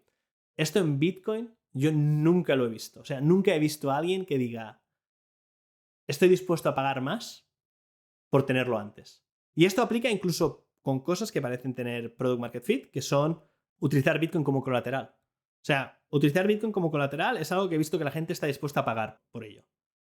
En cambio, nunca he visto a nadie que diga, oye, ¿y te puedo pagar más por tenerlo antes? Entonces es muy difícil que un ecosistema funcione si no tiene este tipo de brújulas, ¿sabes? Para saber hacia dónde tenemos que estar construyendo. Me das mucho que pensar porque esto es algo que le doy vueltas últimamente. O sea, había una necesidad. Quizá la pregunta es por qué había esa necesidad, ¿no? Pero voy a decirlo. Había una necesidad de que el desarrollo de Bitcoin siguiera adelante, ¿no? De que no. De que se pagaran a los desarrolladores, de que no se detuviese por ninguna vía, ¿no? O sea, que aunque no hubiera empresas pagando a desarrolladores, como estos open source, etcétera, etcétera, pues que el desarrollo del protocolo no se parase, ¿no? Y entonces aparecieron pues que si Brink, que si Chaincode, que si todas estas empresas que estaban ahí apoyando económicamente a desarrolladores. Luego aparecieron la gente que empezó a dar grants, que si Spiral, que si BitMEX, que si Coinbase, creo que también dio después. Y me da la sensación que quizá una necesidad que era pequeña se está empezando a hacer una norma. Ahora está OpenSats también. Y vamos a golpe de beca, a golpe de grant. Y muchas veces se están empujando cosas que es un poco como en la academia, ¿no? O sea, estudio por sacarme una tesis, pero la utilidad de lo que estoy haciendo a lo mejor no tiene utilidad alguna. Simplemente, vale, sí, o sea, académicamente estás estudiando algo que nadie ha estudiado y ahí se quedará, pero ¿qué encaje en el mercado tiene esta idea? Y podría ser que el estar tan poco a mercado, con visión a mercado, el vivir tan poco del mercado, quizá nos está volviendo miopes y me hace pensar que Bitcoin o varios sectores de Bitcoin puedan estar dopados.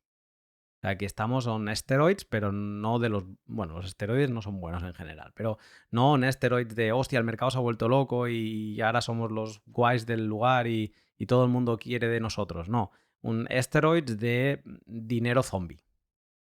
De un dinero zombie que está alimentando líneas de desarrollo. Que esto pasa mucho con lo de, no, ahora es que estoy preveyendo que en un futuro a Bitcoin le va a hacer falta esto y entonces voy a dedicarme en mis próximos 2 años a estudiar una opción que le permitirá a Bitcoin fraccionar las monedas de no sé qué manera y no sé cuántos, cuando quizá eso ni es una necesidad hoy, ni tampoco lo está demandando el mercado, ¿no?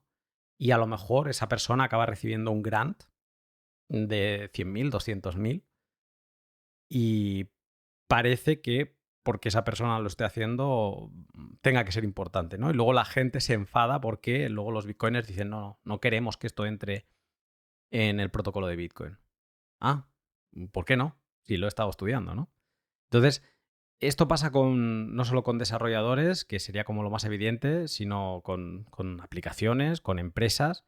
Y podría ser esto un poco, ¿no? El que también los VCs quizá también están dopados o no están demandando lo mismo que demandarían a una empresa de fuera de Bitcoin. Y quizá por eso todo se reduce en que falta más visión de mercado. Y para ya hacer de abogado del diablo, la misma gente que esto le parece muy bien dice, no, porque es importante que haya desarrollo, aunque sea simplemente research. Cuando tú les dices, o sea, que a ti te gusta mucho todo lo que pasó con las shitcoins, ¿no? Porque al fin y al cabo eso es muchos criptógrafos y mucha de la criptografía que Bitcoin se acabará beneficiando se paga de ahí. Dirían, no, es que eso claramente está mal porque eso es un casino. Allí son capaces de sacar dinero de alguna manera y lo están malgastando porque claramente no es lo que se necesita. Y dices, no, pero ¿que no te gusta alguna de la criptografía que ha salido? Y te dicen, sí, pero no es esa la manera. En cambio, cuando es en Bitcoin, parece que sea distinto. O sea, el hecho de que se gaste, dirían, bueno, no, pero se gasta en el ecosistema de Bitcoin y como me gusta la palabra Bitcoin y me gusta Bitcoin, venga, va, sí, esa sí que está bien. Entonces, a mí lo que más me chirría es la inconsistencia. O sea, mucha gente, por ejemplo, no se da cuenta, los que apoyan este gasto que no es sostenible, que es a través de grants, lo apoyan porque dicen, no, es que yo quiero que Bitcoin se utilice más allá de solo reserva de valor. Y no se dan cuenta que muchos de los grants vienen simplemente de empresas que dicen, nosotros estamos haciendo todo el dinero gracias a reserva de valor y estamos gastando aquí un poco con utilidad, pero que nos da igual. O sea, si esto acaba no siendo usable, nos da igual porque el dinero no viene de ahí. Entonces, a los bitcoiners que sí que quieren que se utilice más allá de reserva de valor, creo que se están tirando un tiro en el pie, porque no se dan cuenta que lo que tendría que estar guiando entonces no son esos grants de estas empresas, sino tendrían que ser emprendedores que están constantemente partiendo la cabeza intentando descubrir cuáles son los casos de uso de Bitcoin que son sostenibles y que pueden hacer empresas potentes para luego tener dinero de eso y gastar el dinero o invertirlo en que el protocolo siga avanzando en la dirección que es útil para ese caso de uso. Vamos con la última unpopular opinion, que bueno, aunque de momento llevamos 4, han caído palos aquí a diestro y siniestro y han salido más de una unpopular opinion de esta conversación, pero sí que es verdad que teníamos enmarcada una última, quizá la que abarca menos gente, porque sí que está muy focalizada en un grupo, en un subsector de Bitcoin. ¿Cuál sería? Creo que está relacionada con la anterior, que es que como no están relacionados, o sea, como la brújula no es el mercado, una popular opinion que yo tengo es, por favor, dejad de hacer estándares. No queremos más estándares, queremos usuarios. Cread cosas. Al principio puede que solo sea para vuestra aplicación, que no sea un estándar. Y lo que siempre le digo a la gente es que no se preocupen. Si ellos consiguen que 100.000 usuarios lo estén utilizando, yo lo copio. Sin ningún problema. O sea, no voy a decir, hoy esto fue una discusión que no tuvimos y... No. Montad cosas, que la gente lo use, otra gente lo copiará. Y será estándar a posteriori. Explica un poco la dinámica porque quizá para alguien que no está en el mundo del desarrollo esto no lo acaba de entender de qué estás hablando. Pues un ejemplo muy, muy simple. En LND yo abrí un issue, ahora un par de meses, diciendo... Yo soy amigo de Evan, de Zeus, la billetera, y me estaba comentando que un problema que tenía es que a él le gustaría decirle a los usuarios que están pagando una hodl invoice. De forma que cuando la paguen, sepan que no se va a resolver en el momento y que eso está bien. O sea, que no es que el pago no esté funcionando, sino que pues estará en hold a lo mejor hasta por las siguientes 24 horas. Entonces dije, vale, pues ¿cómo podemos hacer eso? Tenemos que codificar en la invoice información, y la invoice ahora mismo tiene un campo para metadata, y dije, pues mira, se puede poner ahí. Miré exactamente cómo implementarlo y hice un pequeño documento diciendo, ¿ves? Lo implementaríamos así. Entonces, gente de otras billeteras que no son LND rápidamente escribieron, oye, es que esto tendría que ser un estándar. Esto tiene que ser un blip, porque otras billeteras también quieren utilizarlo. No, ni siquiera sabemos si esto tiene algún valor. O sea, yo estoy diciendo, bueno, tenemos que poner información sobre qué es Hodl Invoice, entonces tenemos este campo metadata, podemos ponerlo aquí. Metadata ahora mismo son random bytes, entonces podemos poner una estructura, entonces yo defino cómo va a ser esta estructura, y ya me estaban diciendo, no. Vamos a discutir entre todos cómo tiene que ser para asegurar que desde el minuto 1 todas las billeteras lo soportan y que cubre las necesidades de todo el mundo, y entonces luego lo implementamos. Yo creo que esto es un error muy, muy grande. Y que habría que seguir. Bueno, de hecho, ya no lo he hecho, lo he dejado de estar. Porque dije, es que yo esto, si lo hiciera yo solo, en 2 días tengo la PR y si la quieren mergear, vale. Y si no, la puedo tener por separado. Y el que quiera correr, que lo corra. Pero si lo que me piden es, no, Jordi, por favor, haz un documento sobre esto. Vamos a especificarlo todo. No empieces a implementarlo. Vamos a discutir cómo se integraría en nuestra billetera. Pues es que yo tengo otras cosas que hacer. Y no se dan cuenta que es que a mí me da igual. O sea, si alguien lo implementa y tiene una cosa que funciona, yo no quiero implementar o definir en el estándar cómo se codifican los datos en metadata en el field de la invoice. Pero hay mucha gente, desafortunadamente, que creo que es que como no están enfocadas en el mercado, eso sí que les gusta, que es ponerse medallas de yo soy la persona que ha escrito este blip o este o nips, o básicamente decir, ¿sabes el blip 32? Es que yo soy el autor de esto. Y yo creo que eso es una cosa que pasa mucho en academia, creo que pasa bastante en el desarrollo de Bitcoin y alrededor, y es porque como o lo que creo que es, aquí sí que estoy no inventando, pero suponiendo, es como no pueden utilizar la brújula del mercado, pues hay que utilizar otros proxies, y uno que se utiliza es pues número de estándares, o si ese estándar está implementado en muchos sitios o no, independientemente de si se acaba usando o si la gente está pagando por ello o no. Ha sonado un poco a burocracia. Y ha sonado a esas cosas que te Sí, frenan y hace que digas, uff, qué pereza. Y que no hagas las cosas. sí. Sí, porque, bueno, pasa eso, ¿no? O sea, la gente dice lo que me sorprende, pero no es que haya un poco de burocracia, es que parece que sea la norma. O sea, cada vez que alguien propone algo, le dicen, esto tiene que ser un blip. ¿Pero qué más da? O sea, déjame montarlo, y si en 3 años esto no lo utiliza ni Dios, nos hemos ahorrado un blip. ¿Hasta qué punto lo de ser un open standard, ¿no? O un open protocol nos ha infectado la cabeza de no saber cuándo ha de dejar de serlo? No que tengamos que cerrar Bitcoin, ojo, sino hasta dónde llega, dónde está el límite de tener que estandarizar todo. O sea, a lo mejor ya tenemos una base, ya funciona. A partir de cierto momento ya podemos empezar a correr y crear cosas. La gente no preguntó por qué existiera el op return, empezó a meter cosas en la cadena de bloques porque le daba una utilidad.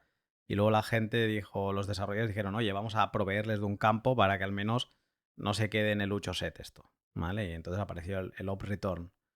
Pero fue al revés, ¿no? O sea, fue de una necesidad, nos está cubriendo, la cubrimos con código, y aquí quizá nos estamos pasando de intentando crear primero los campos op return, o cuando alguien tiene una idea dice, no, primero crea el estándar del op return y luego ya cuando estemos todos de acuerdo pues arrancamos. Y quizá hay cosas que no hace falta. O sea, hay un momento donde ya no hace falta estar tan de acuerdo. Oye, que funcione. Y bueno, el en URL es un buen ejemplo, donde el mercado señalizó que quería eso. Todo Noster funciona con Lightning Addresses construidas encima de LNURL, y por aquel entonces estaba luchando el estándar. O sea, ahí se ve la competición entre un estándar y el mercado. El mercado se comió... o sea, sí, perdona, dale tú. No, lo que te iba a decir, perdona por cortarte, es que ni siquiera es no estandarizar, es cuándo estandarizar. Es que podemos estandarizar luego, sin ningún problema. Y dudo mucho que la gente se oponga. O sea, si alguien monta algo y se utiliza muchísimo, ok, todo el mundo lo va a copiar. Es que este es sentido común.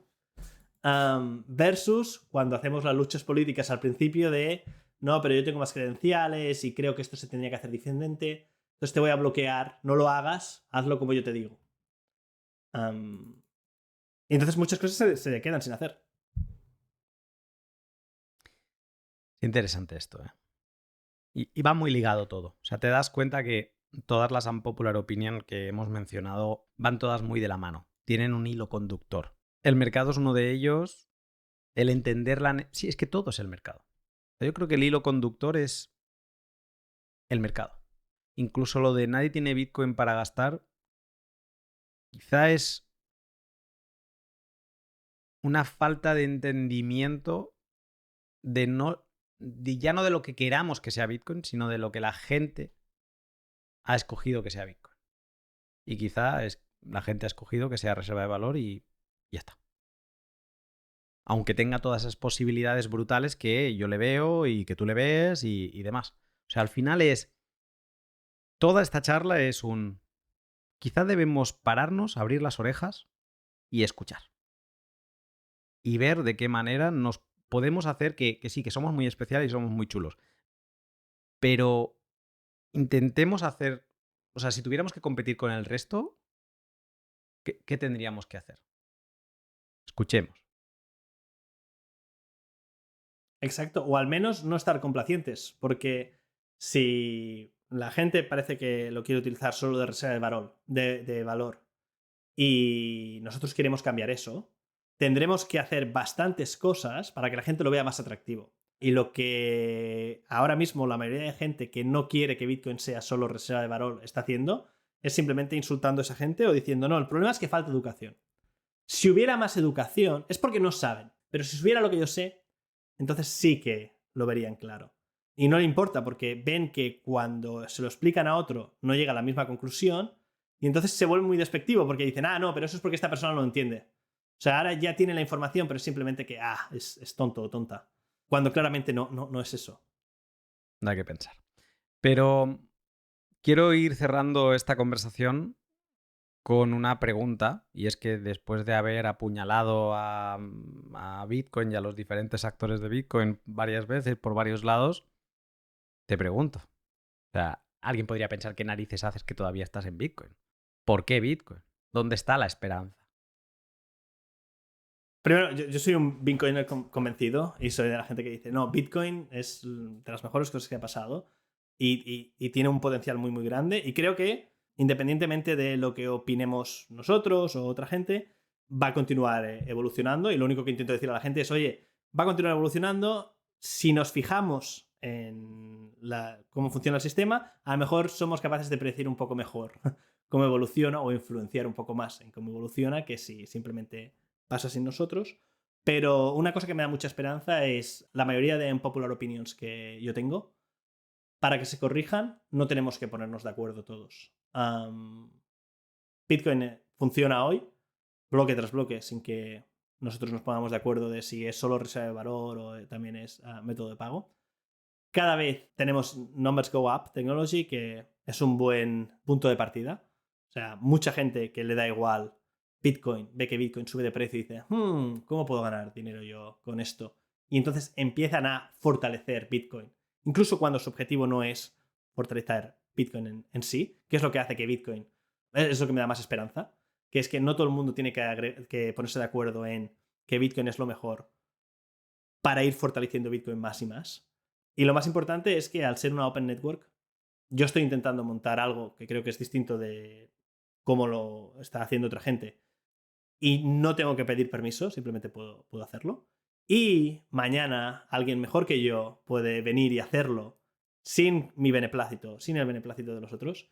Entonces, simplemente con gente que tenga talento, sea el momento adecuado y cómo está alineado los valores ahora mismo en Bitcoin, Bitcoin puede tener éxito sin que estas unpopular opinions sean falsas hoy.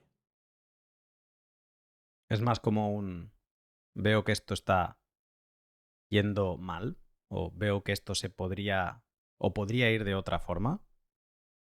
Animo a que no vaya así para que aceleremos y salgamos o evitemos los baches en el camino, porque obviamente aquí somos todos muy bitcoiners y sabemos, y he grabado 1000 podcasts al respecto, sabemos cuáles son los puntos a favor de Bitcoin.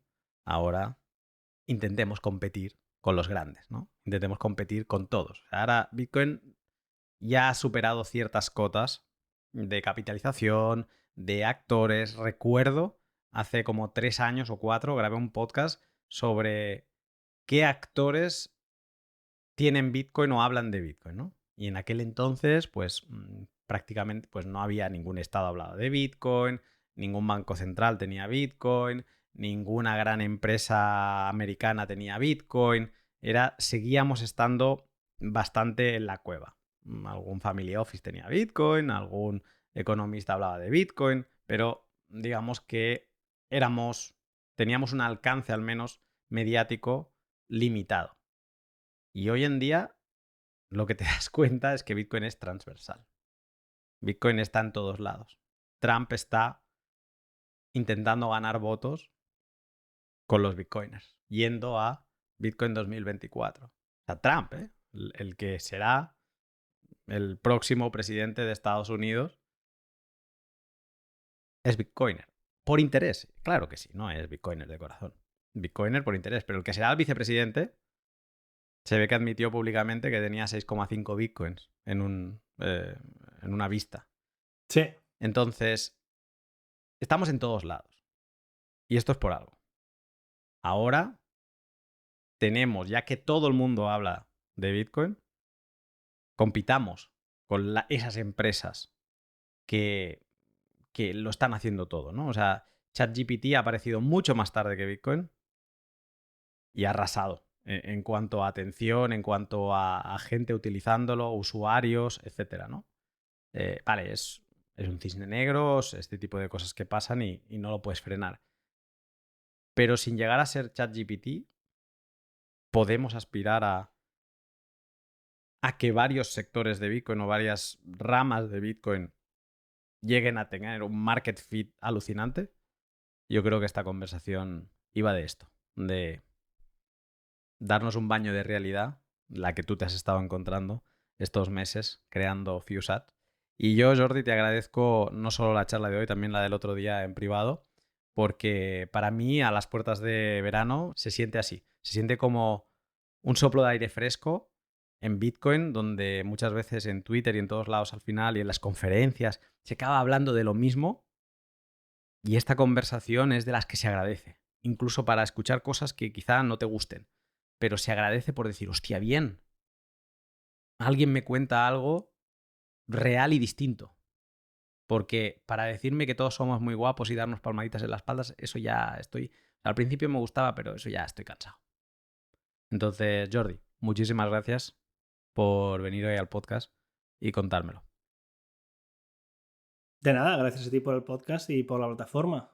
Soy muy fan, entonces poder estar aquí siempre es un gusto. Bueno, ya sabes que seguiré aprovechándome de ti en cuanto pueda. Genial, Luna. Pues hasta la próxima. Un abrazo. Un abrazo. Y hasta aquí el podcast con Jordi, que no sé a vosotros, pero a mí me ha encantado escucharle, porque se nota que lleva tiempo dándose de bruces contra varias paredes y en esta charla nos regala ese condensado de experiencias y de reflexiones que solo las puede tener la persona que está en el meollo, ¿no? Que está pasando por ese trámite y que se hace preguntas, ¿no? Entonces, bueno, muchísimas gracias, Jordi, por haberlo compartido, que también, no sé, algunas de ellas te las podrías haber quedado para ti porque algunas son impopulares, pero te lo agradezco mucho porque yo al menos me voy casi de vacaciones ya con ideas interesantes gracias a esos comentarios. Así que espero que sirvan a más gente y que dentro de no mucho volvamos a hablar y me sigas contando cómo va todo lo de FewSats y que algo de lo que aquí nos quejábamos, digamos, o poníamos en alerta, pues que algo ha empezado a cambiar. Y con esto sobre la mesa, ahora vamos a por la píldora metalera de la Dobla Bullion.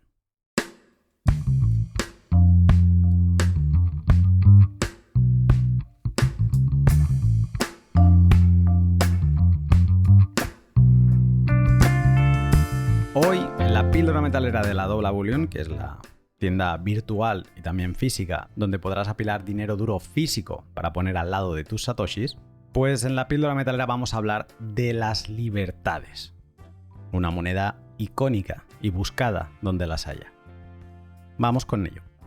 El Banco de México y la Casa de la Moneda de México acuñaron por primera vez las libertades en 1981, después de las Krugerrand y las Maple Leaf, pero antes de muchas otras, como las American Eagle, los Panda o las filarmónicas.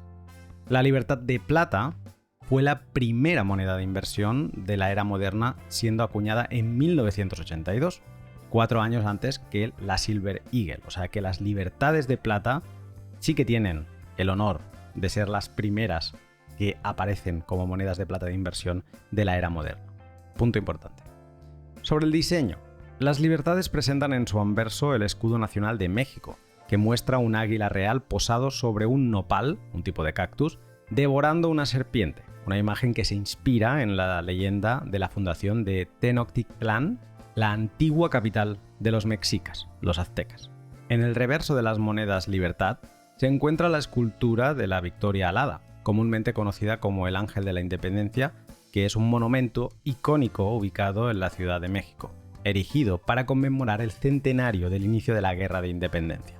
La figura sostiene una corona de laurel en una mano, que simboliza la victoria, y una cadena rota en la otra, representando la libertad ganada. Como aperitivo histórico, porque seguiré en una segunda parte que haré en el próximo capítulo, las libertades tienen raíces históricas profundas y la Casa de la Moneda de México fue la primera ceca de América. Fue fundada en 1535, ojo, por encargo de la corona española. Tras la independencia de 1821, México empezó a emitir monedas de pesos con el mismo contenido en plata que los reales de A8 españoles, aunque con su escudo nacional, el mismo que ahora presentan las libertades. ¿Qué impacto mundial ha llegado a tener el real de A8? Para quien le interese, hice un pod con Dragón de monedas históricas hace un par de años, y donde hablábamos del real de A8, o sea, qué fascinante es esa moneda. Y no sé, bueno, algún día conseguiré hacerme con una que quede más o menos bonita, porque hay algunas muy antiguas que están hechas polvo las pobres, pero el real de A8 es un fetiche que algún día tengo que conseguirme. Y hasta aquí esta primera parte, porque Rafa me ha pasado un montón de puntos interesantes, pero no te diré que me estoy guardando lo mejor, pero sí que me estoy guardando muchos datos interesantes para la próxima píldora metalera. Así que no te la pierdas, y si quieres echarle un vistazo a cómo lucen estas libertades, que las tienes en oro y en plata y en diferentes tamaños, puedes ir a la web de la Dobla Bullion, link en la descripción, y así echarle un vistacito a todos estos componentes de diseño que te he comentado hoy aquí. Lo dejo aquí. Tengo algunos problemas con la herramienta que utilizo para ver los diferentes boosts que he recibido, así que mi gozo en un pozo, no he podido traer los nombres de todas las personas que me han hecho llegar un contravalor. Bueno, quizá tenga que buscar algún sistema distinto para la próxima temporada, pero espero poderlo arreglar y que en el podcast de cierre de esta temporada pueda traer todos los nombres de todos vosotros que me habéis hecho llegar un contravalor en estas últimas 2 semanas desde que publiqué y leí los nombres en el L234. Pues bien, si nada se tuerce, yo seguiré por aquí por Barcelona viéndome con gente. Si nada se me tuerce en el camino, te saludo la próxima semana.